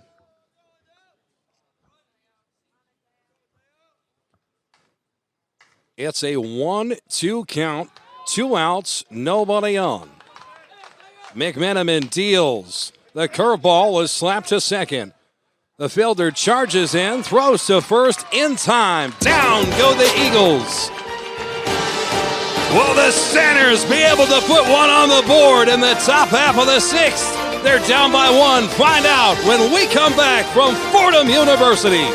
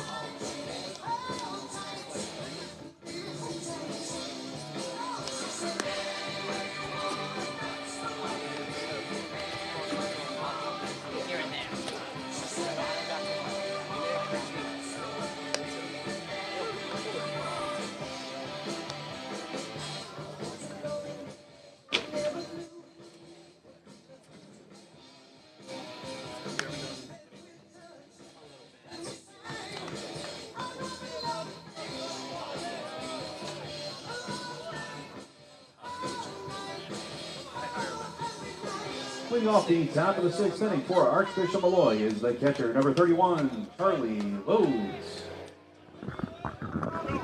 Well, welcome back, ladies and gentlemen. It's the top of the 6th inning as we enter championship rounds. It's this heavyweight bout between Archbishop Malloy and the St. Peter's Eagles. This ball's chopped to the first baseman, Kehoe, who makes a routine play, and we've got one away. I'm Danny Chanod from Nobody Cares Sports Network, working with Local Live this evening, and joining us as a guest color commentator, sports journalist out of the Staten Island Advance. Please welcome Nick Regina to the broadcast booth. Nick, what up, brother? Dan, thanks for having me, man. Great to be here today on a beautiful day for a bowl game. That's right, man. I see you up here in the booth collecting stats, and I'm like, you know what, man? Just come over here and grab a microphone because you know I need the help. This ball's fouled off behind first base dugout. Big man, arguably largest on the field, as I mentioned, Sanchez, the first baseman. Incredible athlete. Raw power at the plate, is in an 0-1 hole. Bedford, the new pitcher on the mound. Chris gets the sign, deals a nasty Uncle Charlie over the inside part of the plate. 0-2. And Bedford's got his good stuff today, Dan. He hasn't pitched in a couple of weeks. He's been out with tendonitis, but he looks good today. Sure does. This one, it's going to be fouled off once again going towards the Eagles' bullpen.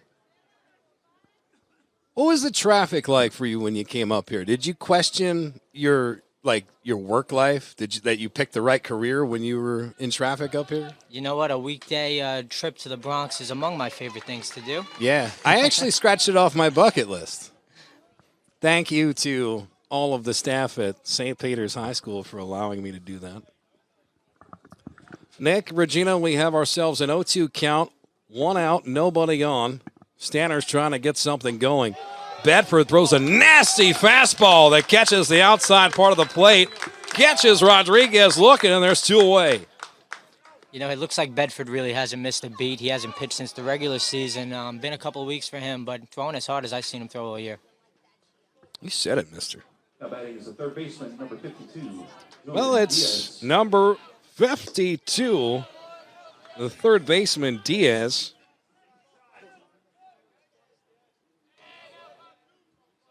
Diaz did not start in this game. Late substitution. We'll see if he can be an impact player in the later rounds. Bedford is behind in the count, 2-0.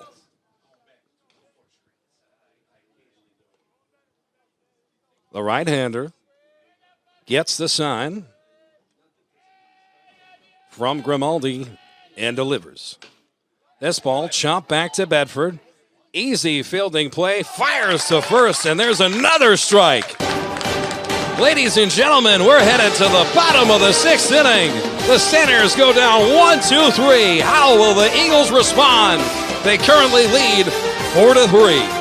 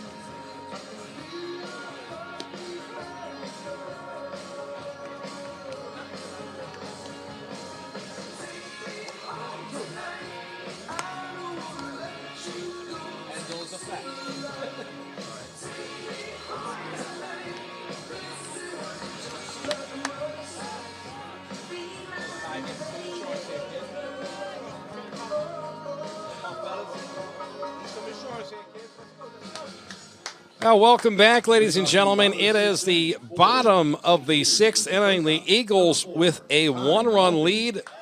A regulation championship baseball game is 7 innings. So we'll see if the Eagles can tack on what's called an insurance run here. Their leadoff man, Ty Manalfi, will start us off. Danny Chanod from Nobody Cares Sports Network with Nick Regina, color commentator, working right now on Local Live. In a 1-0 count, Manalfi ahead. This ball skied into left field, way out of play, and nobody there to make the catch. It's a long strike. And the senior shortstop looking for his 4th hit of the day today, Dan. That's the kind of stats I'm looking for, Nick. You know I don't have stuff like that. Let me find out you're keeping score. I tell you, these sports journalists, the 1-1, nasty hook is in there for a strike. Manalfi knew it. What up, Ja? See Ja down there. Big fan of St. Peter's and seemingly a lot of high schools. The pitch. Missing inside. 2-2 is our count. So Manalfi found himself in a hole. Now he evens up. Always in control of the strike zone in his at-bats, Manalfi, among the best in the city. The pitch. Ooh, nasty hook. It gets a piece of his knee. So the leadoff man really does his job here in the bottom of the 6th inning and leads off with a walk. That's not a guy you want on the base paths, among the city's leader in stolen bases. No, and considering the fact that the Eagles have +7 or more stolen bases this game, it's not uncharacteristic of Manalfi to lead off first, and that's exactly why they're checking back on him immediately. He gets back safely. It's Eddie Rathoren, the two-sport athlete. He's a star wide receiver on the football field, and here he digs in to the batter's box in the championship game and looks at a strike over the inner half.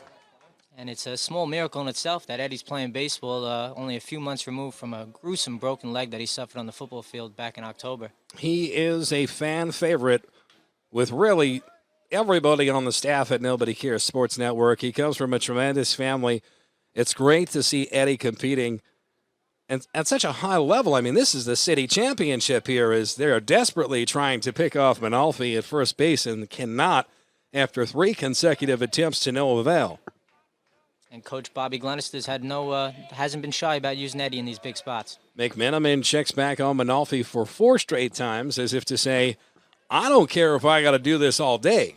I don't want you to steal. So now it's 5 consecutive attempts to pick him off at first base. You think they'll go for 6? I think he's not going to beat the pitch clock. Look at that. Well, they went back, and the Eagles bench loves it. 6 straight pickoff attempts on Manalfi. They say you're 0 for 6, and they're starting to razz the pitcher. Now Manalfi takes off for second. It's a pitch out. Do they have him? No, they don't. Manalfi steals second. After 6 consecutive attempts to pick him off at first base, he boldly takes off on the next pitch, which was a set-up pitch out, and a still steals second. You know, they didn't change up the look very much. They went over 6 times in a row, but he didn't really hold his set too long. Gave Manalfi too good of a look, and he took off. That is a huge play right now. Nick Regina out of the Staten Island Advance. Danny Chanod from Nobody Cares Sports Network. You're tuned in right now live with our friends from LocalLive.tv. Shout out Kevin, Devaney, Chris, and the whole crew up in Connecticut. Gus working the camera up there. I hope it's good weather up there, Gus. Gus doing a tremendous job. Nick, if the Eagles can keep this game where it is and get 3 more outs, they will be the outright winners of the New York City Interdivisional CHSAA Championship. They won their regional city championship last week. This is that next level, and then many people will say, well, what's next? Well, state would be next, and they would represent one of the 4 corners of New York State in the state title if they're able to hold on tonight. But first, it's up to the Eagles to see if they can come up with some insurance runs here late in the ball game. The pitch. Fouled back, out of play, right towards Gus's face. Gus, blink twice if you're okay up there. I think he blinked. He should be good. And Dan, St. Peter's won their first Archdiocesan crown last year, first in school history. This would be their first ever intersectional title. You're right, coming off back-to-back what you would call regional city titles, and now intersectional. This is their first appearance with it, and will they be able to take home the crown? And they would be the last of the 4 Staten Island CHSAA schools to win one. There you go. Runner Manalfi takes off for third base. Back-to-back stolen bases from the leadoff man here in the bottom of the 6th inning. And he's been doing that all year, Dan. He's been a terror on the bases. No pitcher enjoys watching him move around the corner of their eye. He now leads just 90 feet from home as this ball from Rathorn is skied out of play. The count 2-2.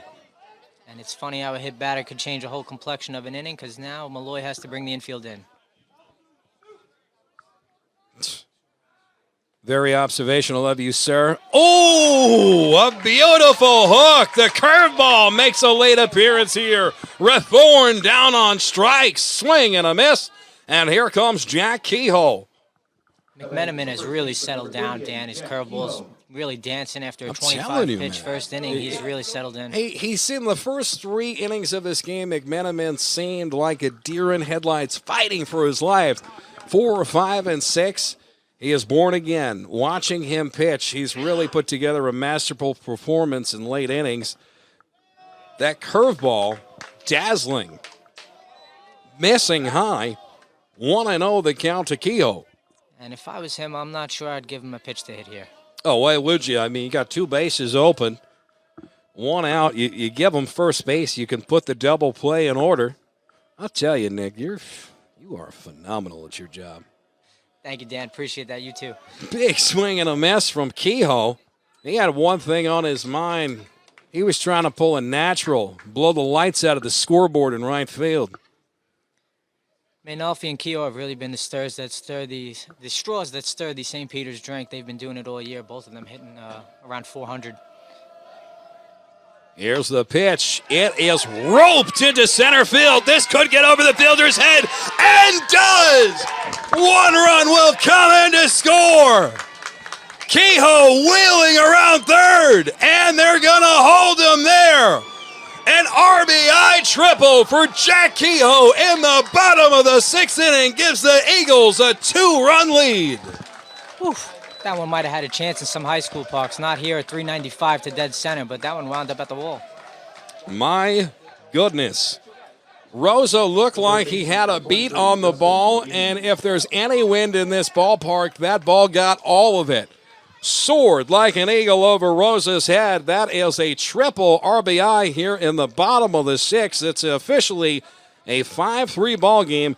And ladies and gentlemen, we may be having a pitching change for the first time for the Archbishop Malloy Stanners.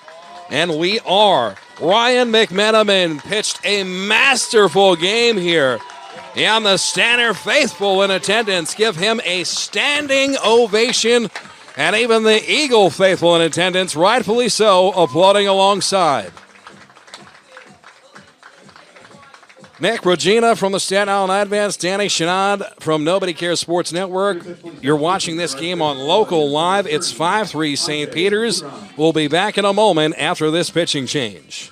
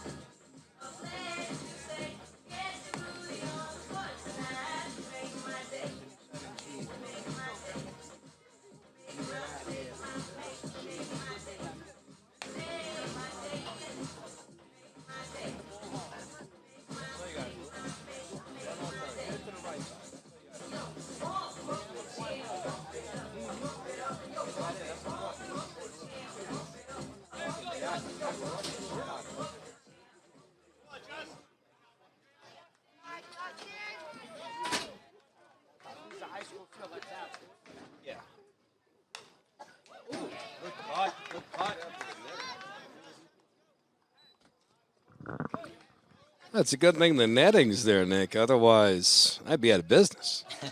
And the final line on McMenamin, 5 1/3, 5 earned runs, 3 strikeouts, 3 walks, 11 hits, 1 hit batter. That stat line alone is worth at least $15. Let me know if you got Venmo or Cash App. We'll get you situated here. Well, who's the new pitcher on the hump? Have we any idea? Go ahead, 2-3. That would be one Anjay Budram. Fantastic pronunciation of Hope you, I didn't sir. butcher that. No, that's great. No fruit basket needed. Boudreaux nearly has that ball ripped into fair territory, but instead Levine rips it just foul. Junior right-hander trying to stop the bleeding here, keep it a 2-run game going into the 7th. Big swing and a miss, strike 3. So Andre Boudreaux comes in and shows a reason why he is a late inning reliever. He'll go up against the power hitter in Jordan Pavaro now. We saw Jack Kehoe come up with a big RBI triple last inning. Well, Jack, did you know, is the first ever St. Peter's Eagle to win the Catholic High School Athletic Association Player of the Year. This baseball program has come a long way, sir. Well deserved, too, and I don't know if you saw recently, they're ranked in the top 20 according to Baseball America's National High School rankings. Top 20 in like what? The whole country. Number 17 in the nation. You're making stuff up out here. I'm not. They're down there with The Florida Eagles. Yep. Wow. Nick Regina is either making up stats or I just don't know how great of a team I am lucky enough to cover, is what you're saying. 21-2, they're having a heck of a year. Well, you heard it here, folks. You're watching history unravel in the Bronx on a Wednesday night as Jordan skies this one into left center field. Center fielder is there to make the catch. 1, 2, 3, go the Eagles. Ladies and gentlemen, the top of the 7th inning when we come back.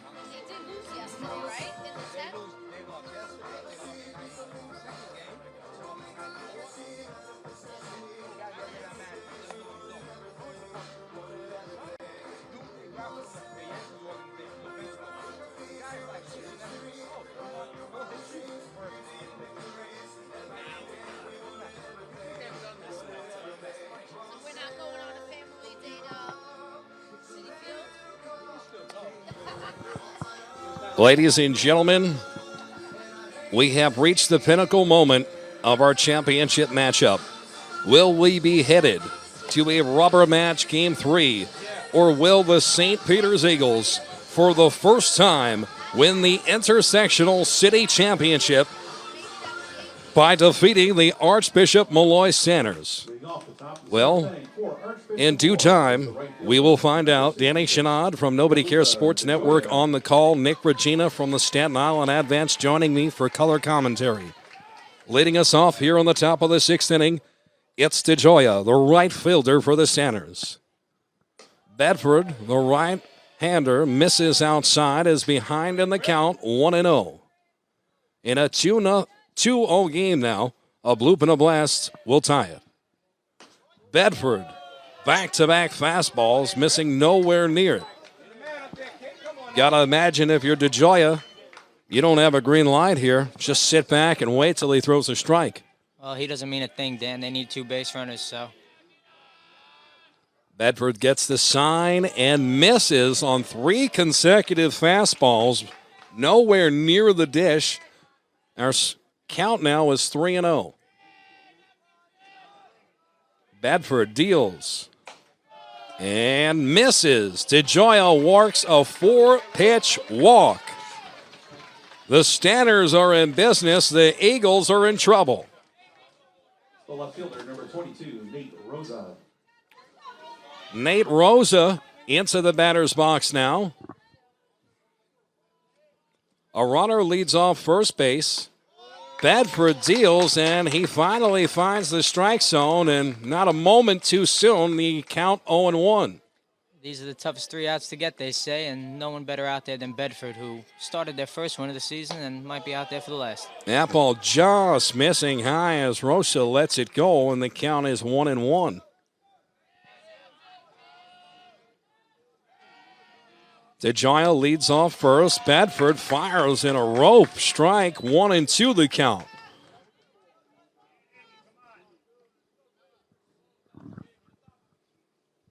DeGioia with a very short lead at first, not risking much. Bedford checks on him with his eye, now deals to home. This ball fouled back to the screen. Will do it again. Just behind on that one, Nick. Yeah, he's late. Chris is throwing real hard out there. Hofstra commit. He's got a heck of an arm, and I'm a little surprised they're holding the runner here since he doesn't mean much, but St. Peter's has turned plenty of double plays this season. Valid point from you. Bedford looks over his shoulder, now gets the sign and delivers. This fastball missing low. Grimaldi, excellent job trying to frame that pitch, just couldn't sell it. 2-2 is our count. Big props to Grimaldi, who's had a heck of a postseason and a heck of a high school career behind the plate. Bedford delivers. This ball driven up the middle. Fielded by Bedford. Fires to second. They can't get the runner. Everybody will stay put. First and second is the scenario, ladies and gentlemen. The go-ahead runner steps into the batter's box. It's Matt Stevenson. He could be the hero here for the Stanners in the top of the 6th. That's a big mistake, Dan. He didn't need to go to second base there. That puts the tying run on now. It was a close play at second. Bedford chose to go to second. It would have been bang, bang had the throw been clean. It wasn't. It went into center field. It would have been an easy out at first, as you mentioned. Instead, the situation is first and second for the Stanners. Nobody out. Chris Bedford in a jam for the Eagles. And if he could have that one back, I'm sure he would have took the easy out at first. Runners lead off first and second. Stevenson showing bunt, and it's called a strike over the outside part of the dish. 0-1's our count. Kehoe charging hard on the bunt. Looks like Levine's going to stay home at third. Runner thinks about taking off for third, and a balk is called against Bedford. The runners move up to scoring position both. It'll be second and third, and Bedford cannot believe it as he is arguing with the second base umpire who made the call. I'm not sure I saw it, Dan. Did you see a twinge there? For me, I didn't see a balk. I didn't see a definitive move towards home plate. To me, it looked like he was checking on the runners the whole time. I own Nobody Cares Sports Network. I don't think a lot of people really hold on to my opinion, but I know for a fact that there are thousands of people tuned in around the world right now that have very similar opinions to those of the Eagle faithful. Well, whatever the situation is, sir, it is a break for the Stanners as it's second and third. Double play ball is no longer in order. No outs. Stevenson at the dish.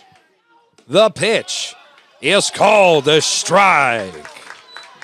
0-2 the count. Mano y mano. Can Bedford battle back and get this out? He gets the sign from Grimaldi. Delivers. Swing and a miss. Foul ball. Looked like it was in Grimaldi's glove for a second, and it popped back out to the pitcher's mound like a carnival game. Had me fooled, Nick. Yeah, had me too. I'm a little surprised they're in at the corners. 2-strike count. 0-2 is our count. Nobody out. Runners lead off second and third. Bedford, the pitch. Uncle Charlie is fouled off out of play. We'll do it again. And that one's got too much plate for an 0-2 pitch. Way too much. Left it over the inner half. That ball breaks outside the plate. It's not trouble, but that was big-time trouble. I'd like to see him bring the heat here at the letters. Seems like he's a tick late on him. Here's the 0-2. Breaking ball. Did he get him to go? Yes, he does. Stevenson punched out. He could not hold up his swing. A huge punch out. 1 out. The Eagles now 2 outs away from the championship victory. The Stanners continue to threaten second and third. The tying run leads off second base. The winning run at the plate. And that's the top of the lineup now coming up from Molloy, so Bedford has his work cut out for him. This is the designated hitter, DeSarno, who looks at a first pitch strike. St. Peter's has been in a lot of games like this year. A lot of 1-run, 2-run games, and they've always seemed to prevail. The 0-1 from Bedford, just missing low the breaking ball. Count evens up at 1-1. Falling in love with that breaking ball a little bit. This stadium has been relatively quiet tonight, but now everybody in attendance sitting on the edge of their seat. Same for all of you at home. The 1-1 tapped back up the middle. A tough play. Shortstop comes in. He can't make the play. 1 run comes in to score. Manalfi had the ball go out of his glove. No throw could be made. Runners will be at first and third. 1 run comes in to score. It is now, ladies and gentlemen, a 5-4 ball game. Payano will stride into the batter's box. The double play ball once again is in order.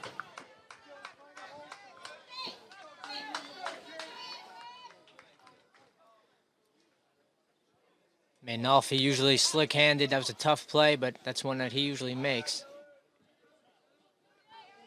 A tough play, but one that he has made many times throughout his high school career. Bedford deals. This pitch called a strike on the inner half, 0-1. Payano gets the sign now from head coach down third base line. He is a hitter now with one strike against him. Bedford deals, the runner takes off for second base. The throw down, they won't get him. Here's the throw back home on a double steal, and he's safe as the ball comes out of Grimaldi's glove. We are all tied up on a double steal. Wow. Wow. Throw beat him by about 5 feet. They had him. He had him dead in the water at home plate, and the runner seemingly knocked the ball out of Grimaldi's hands. The ball was in the catcher's glove. A bang-bang play, and a clean one at that. Ladies and gentlemen, it is a 5-5 ball game. Five's alive here in the top of the sixth inning. The go-ahead runner for the Stanners 90 feet away. Bedford now missing outside the zone. He is behind in the count, 2-1. It's the heart of the order coming up for Molloy here, too. Number 2 hitter, Payano. He's already got a couple hits today. A good response here from Bedford as he sends one right down the pipe. It is 2-2. Nothing ball games the way you got to see it if you're both of these clubs.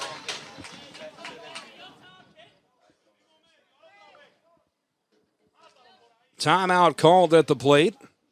Drama put on hold for a moment. And now we resume. Bedford gets the sign, delivers. This ball chopped to shortstop. They're going to fire home, and they get the runner at home! What a huge play from Manolfi, who looks to totally redeem himself.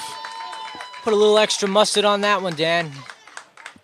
No doubt about it from Grimaldi, the catcher, who held on to that ball the whole time, made sure to make the tag, and a huge one at that. It could have been 6-5, Stanners with the lead. Instead, it remains a tie ball game. There are 2 outs, and a runner will lead off first base.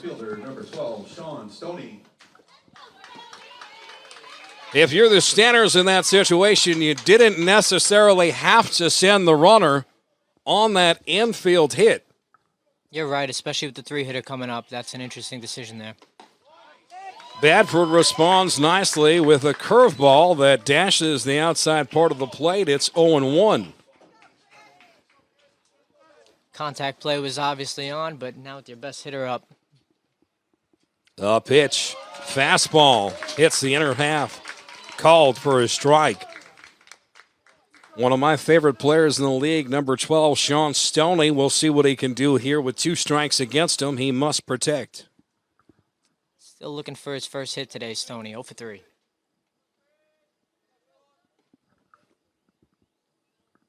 Bedford looks at the runner at first base, now deals.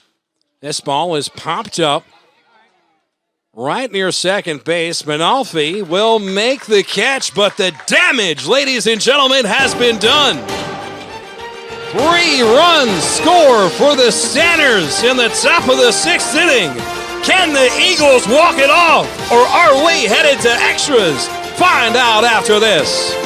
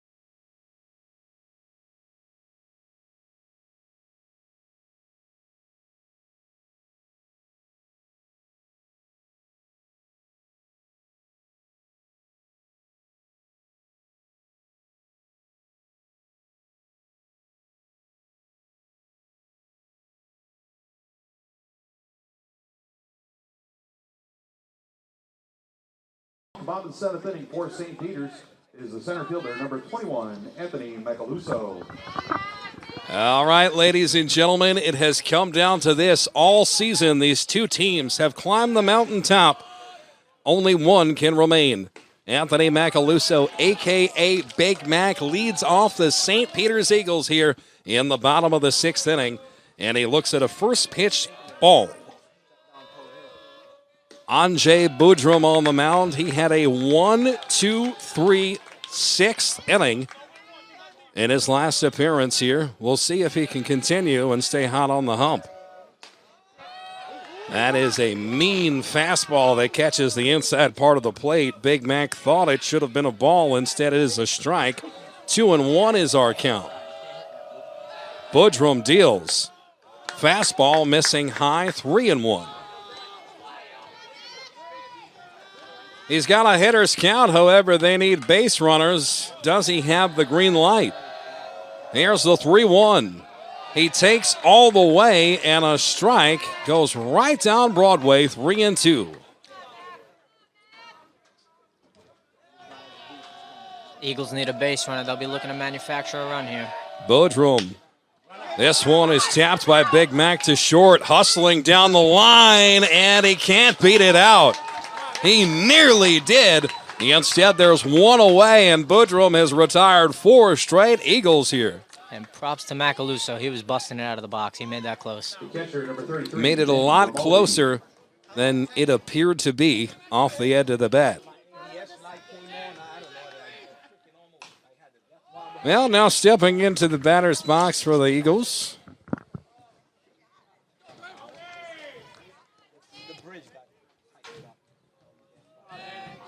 The catcher, Grimaldi, finds himself in a quick 0-2 hole here, Nick Regina, after fouling off the first pitch and looking at the second. He's got to protect. Grimaldi's been a little bit of an unsung hero for these guys.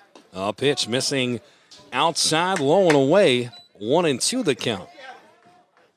He's had a heck of a season behind the plate, caught multiple no-hitters this year. Budrum gets the sign, delivers this ball low.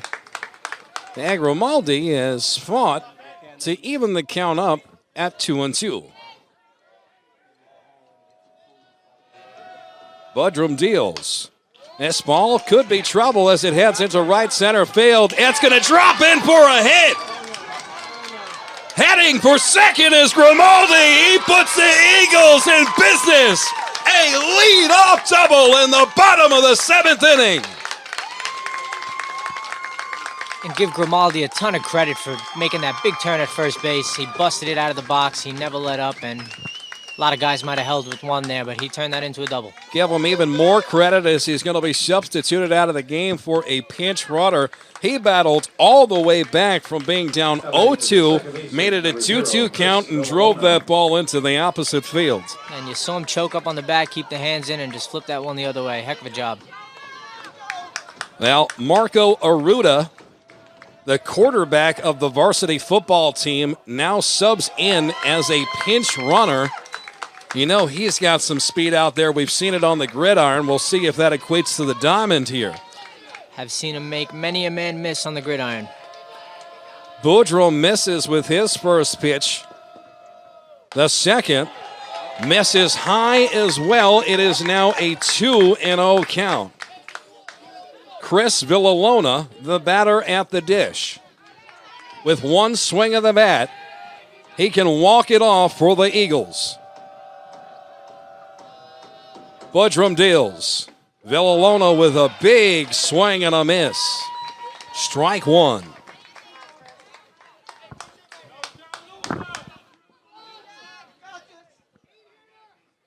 Villalona and Mainolfi have been arguably the best middle infield in the city this year. The pitch, another huge swing and an even bigger miss. If you're Budrum, you've got him on the ropes now, 2-2.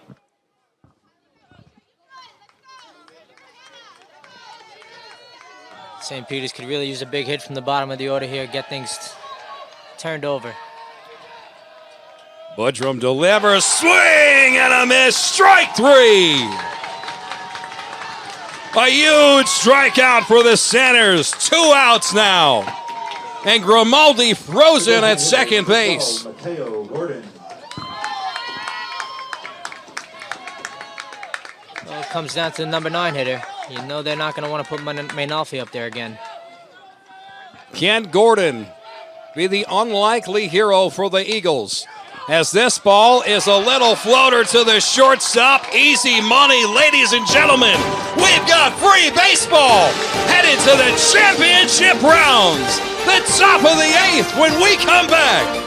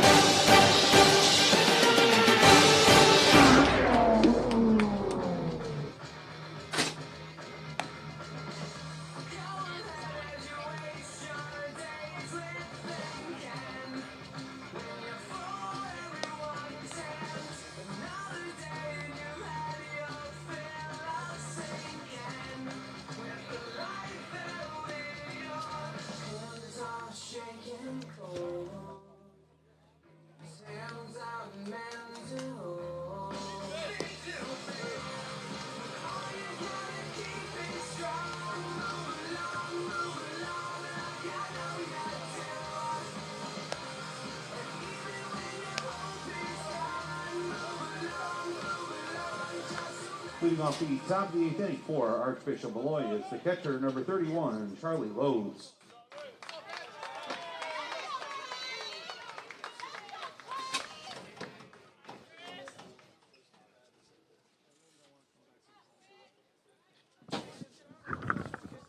That's Charlie Loads, the catcher, is going to lead us off for the Archbishop Malloy Stanners here as this ball's fouled off of his foot.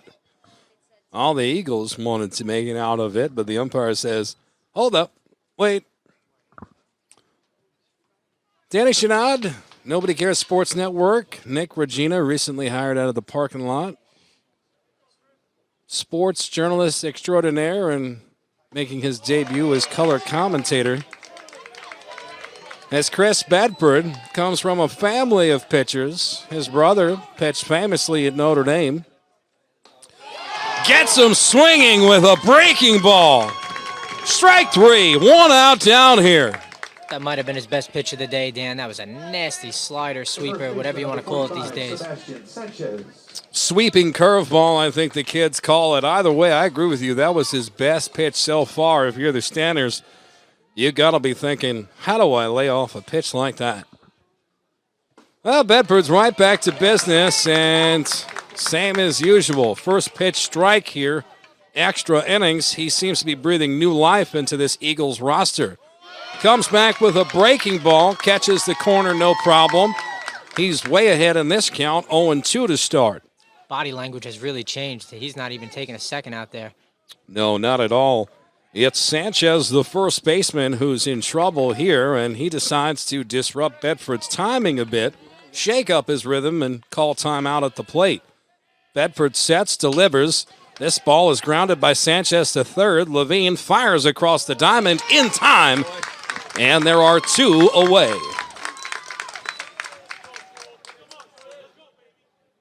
I'll tell you, if you're the St. Peter's Eagles, this is exactly what you want out of your relief pitcher. You head to extra innings, free baseball for all those in attendance. But if you're the Eagles, you had a 5-2 lead headed to the top of the 7th inning, which was squandered. And now you think, well, it comes down to my relief pitching. And he is making an impressive statement. His defense playing strong behind him. 1-0 the count with 2 outs, and now 2-0. He is behind to Diaz. Yeah, Dan, I think Bedford was a little upset with himself last inning, especially with the error. But he's come out firing here. Firing perhaps a little bit too wildly here against Diaz as he's behind in the count 3-0. Diaz wearing prototypical baseball equipment. Looks reminiscent of Mike Trout in the batter's box. He has walked a 4-pitch walk as he throws the elbow pad and jogs down to first base. Every batter so crucial here. Right fielder, number 66. as the go-ahead run is on here for the Stanners in extra innings. 2-out walk. Bedford maybe overthrowing just a little bit. The right fielder, DeJoya, southpaw, digs into the batter's box, and he looks at a first pitch curveball called a strike. And the command on the curveball's certainly been there. Breaking ball's been his best pitch, but that heater's got some extra cheddar on it here in extras. Runner takes off for second. Grimaldi fires down to second, and they got him! That's how you get out of an inning. We head now, ladies and gentlemen, to the bottom of the 8th inning. Will there be heroics? Stick around and find out. Danny Chanod, Nick Regina on the call.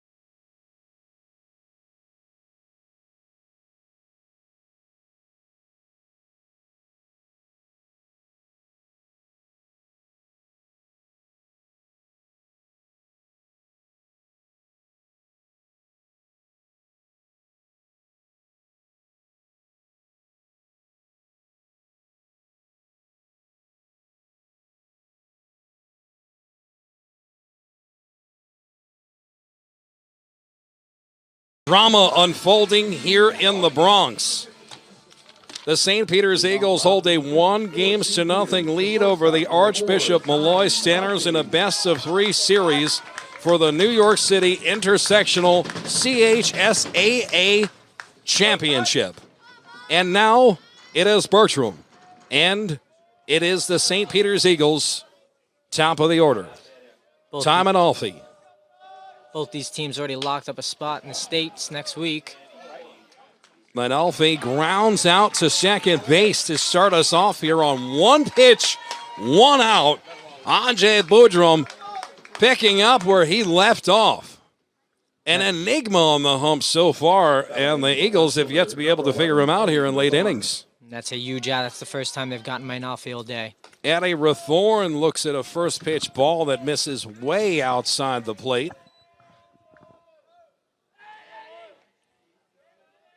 Let's see what Eddie can do as he takes a big swing at a miss and a fastball right down Main Street. Count evens up at 1-1. With 1 strike against him, he is officially a hitter in the batter's box. The pitch. Fouled up, out of play, behind the Eagle dugout, and it'll hit the netting. So the count will be 1-2. 2 strikes against Rathorn. He'll have to protect. Bertram's got him right where he wants him. And the always dangerous Jack Kehoe on deck.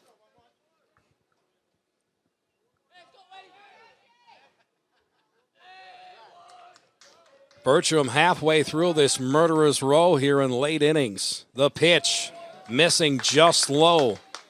Count now evens up at 2-2. Eagles will take a base runner any way they can get it. Bertram deals. Rathorn just looks at that ball as it misses way outside. A walk would really put the pressure on Bertram with Kehoe looming. Bertram deals. Rathorn slaps this one to third, and it's going to trickle just foul. So we'll do it again, the 3-2 count. Way to battle back here for Rathorn. In an early hole in this at-bat, Bertram cruising along, and he's just battling right now. Yeah. Every at-bat, so crucial, so important. Coming off the bench, just the second at-bat of the day for Eddie. The payoff. Fouled off, out of play, first base side, towards the security booth. We'll do it again. The crowd starting to make a lot of noise. The payoff pitch. This ball skied into shallow left field. Shortstop goes out, and there's a miscommunication. The ball drops between short and left. A costly error. Eddie Rathorn gets on with a fortuitous bounce. And there's one runner on. Ladies and gentlemen, one out, striding to the plate. It's the Catholic High School Athletic Association Player of the Year, Jack Kehoe. He's already got one walk-off. Does he have another in his system? And there's nowhere to put him. You're not going to walk him with the man on first. You don't want to put that game-winning run in scoring position, so they're going to have to go right at him here. Kehoe with a long drive, right field, doesn't have enough. Goodbye! The Eagles have walked it off once again. Kehoe in dramatic fashion. A towering home run to right field, and this one is all over.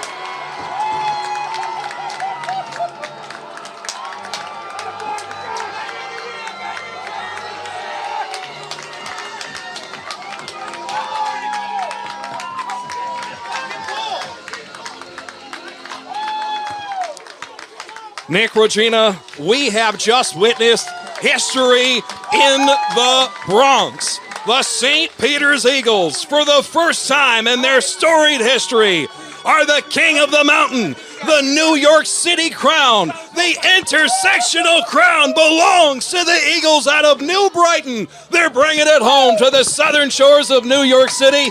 Nick, Regina, tell me your thoughts. Well, that was a heck of a piece of hitting from Kehoe. He just turned on one there. My God, it might still be going, Dan.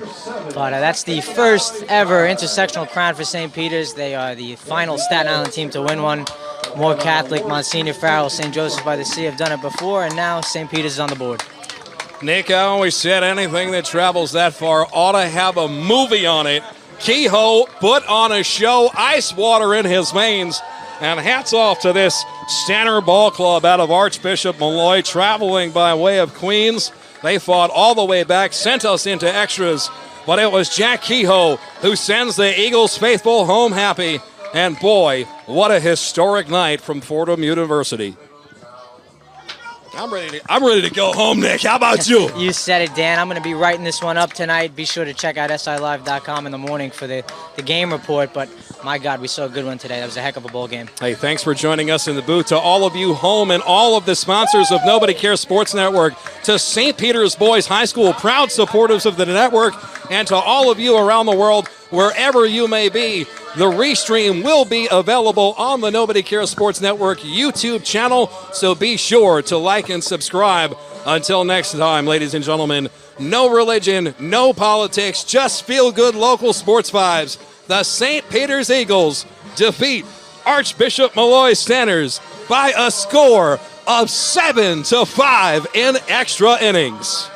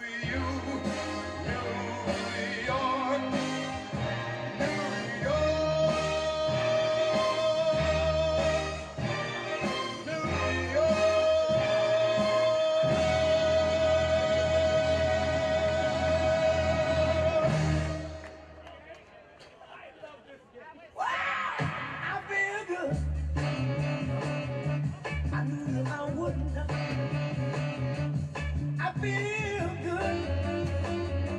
I knew that I would not. So good, so good. I got you. Wow, I feel nice. That sugar is fine. I feel nice. That sugar is fine. At this time, we direct your attention to the home plate area for our awards presentation as we honor both teams. First, we have the finalists from Archbishop Malloy. Number 1, Patrick DeSarno. Number 3, Liam Brower. Number 3, Rafael DeFonso. Number 4, Matthew Stevenson. Number 7, Peter Giannone. Number 8, Ryan McMenamin. Number 10, Antonio Sarchis. Number 12, Sean Stoney. Number 14, James Capria. Number 19, Costa Borneas. Number 20, Noah Leon. Number 22, Nate Rosa. Number 24, Dylan Payano. Number 26, Anthony Manzi. Number 24, Michael Belfiore. Number 30, Anjay Budram. Number 31, Charlie Loads. Number 32, Kaylin Canella. Number 45, Sebastian Sanchez. Number 52, Julian Diaz. Number 66, Gianluca DeGioia. And number 99, Legend Acosta. And accepting the finalists plaque is the head coach of Archbishop Malloy, Chris DeSarno.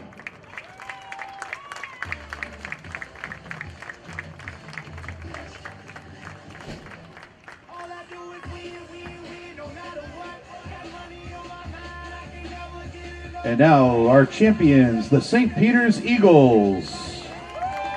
Number 0, Chris Villalona. Number 2, Dylan Bly. Number 3, Marco Aruda. Number 4, Ty Manolfi. Number 5, Johnny Baker. Number 6, Harrison Roche. Number 7, Nicholas Rogers. Number 9, Kyle Sink. Number 10, Chris Laeta. Number 11, Eddie Rathorn. Number 12, Mateo Gordon. Number 13, Kelvin Rodriguez. Number 15, Liam McBrantney. Number 16, Christian Kagabali. Number 17, Jeremiah Holben. Number 18, Jesse Diaco. Number 19, Tom Kiaya. Number 21, Anthony Macaluso. Number 22, John Cadell. Number 23, Justin Levine. Number 24, Jordan Bavaro. Number 27, Louis DeMontro. Number 29, Michael Felomaro. Number 32, Chris Bedford. Number 33, Vin Grimaldi. Number 38, Jack Kehoe. And number 44, Rob Rosalia. And presenting our championship plaque and trophy to the St. Peter's Eagles and head coach Bobby Glenzerster.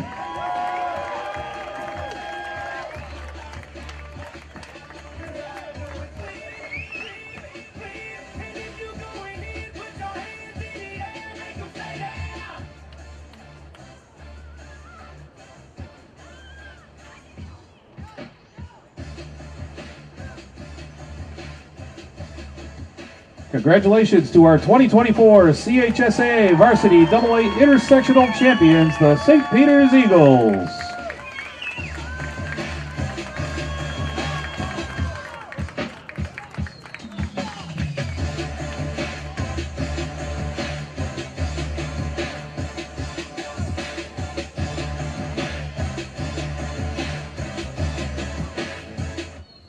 All I do is win, win, win, no matter what.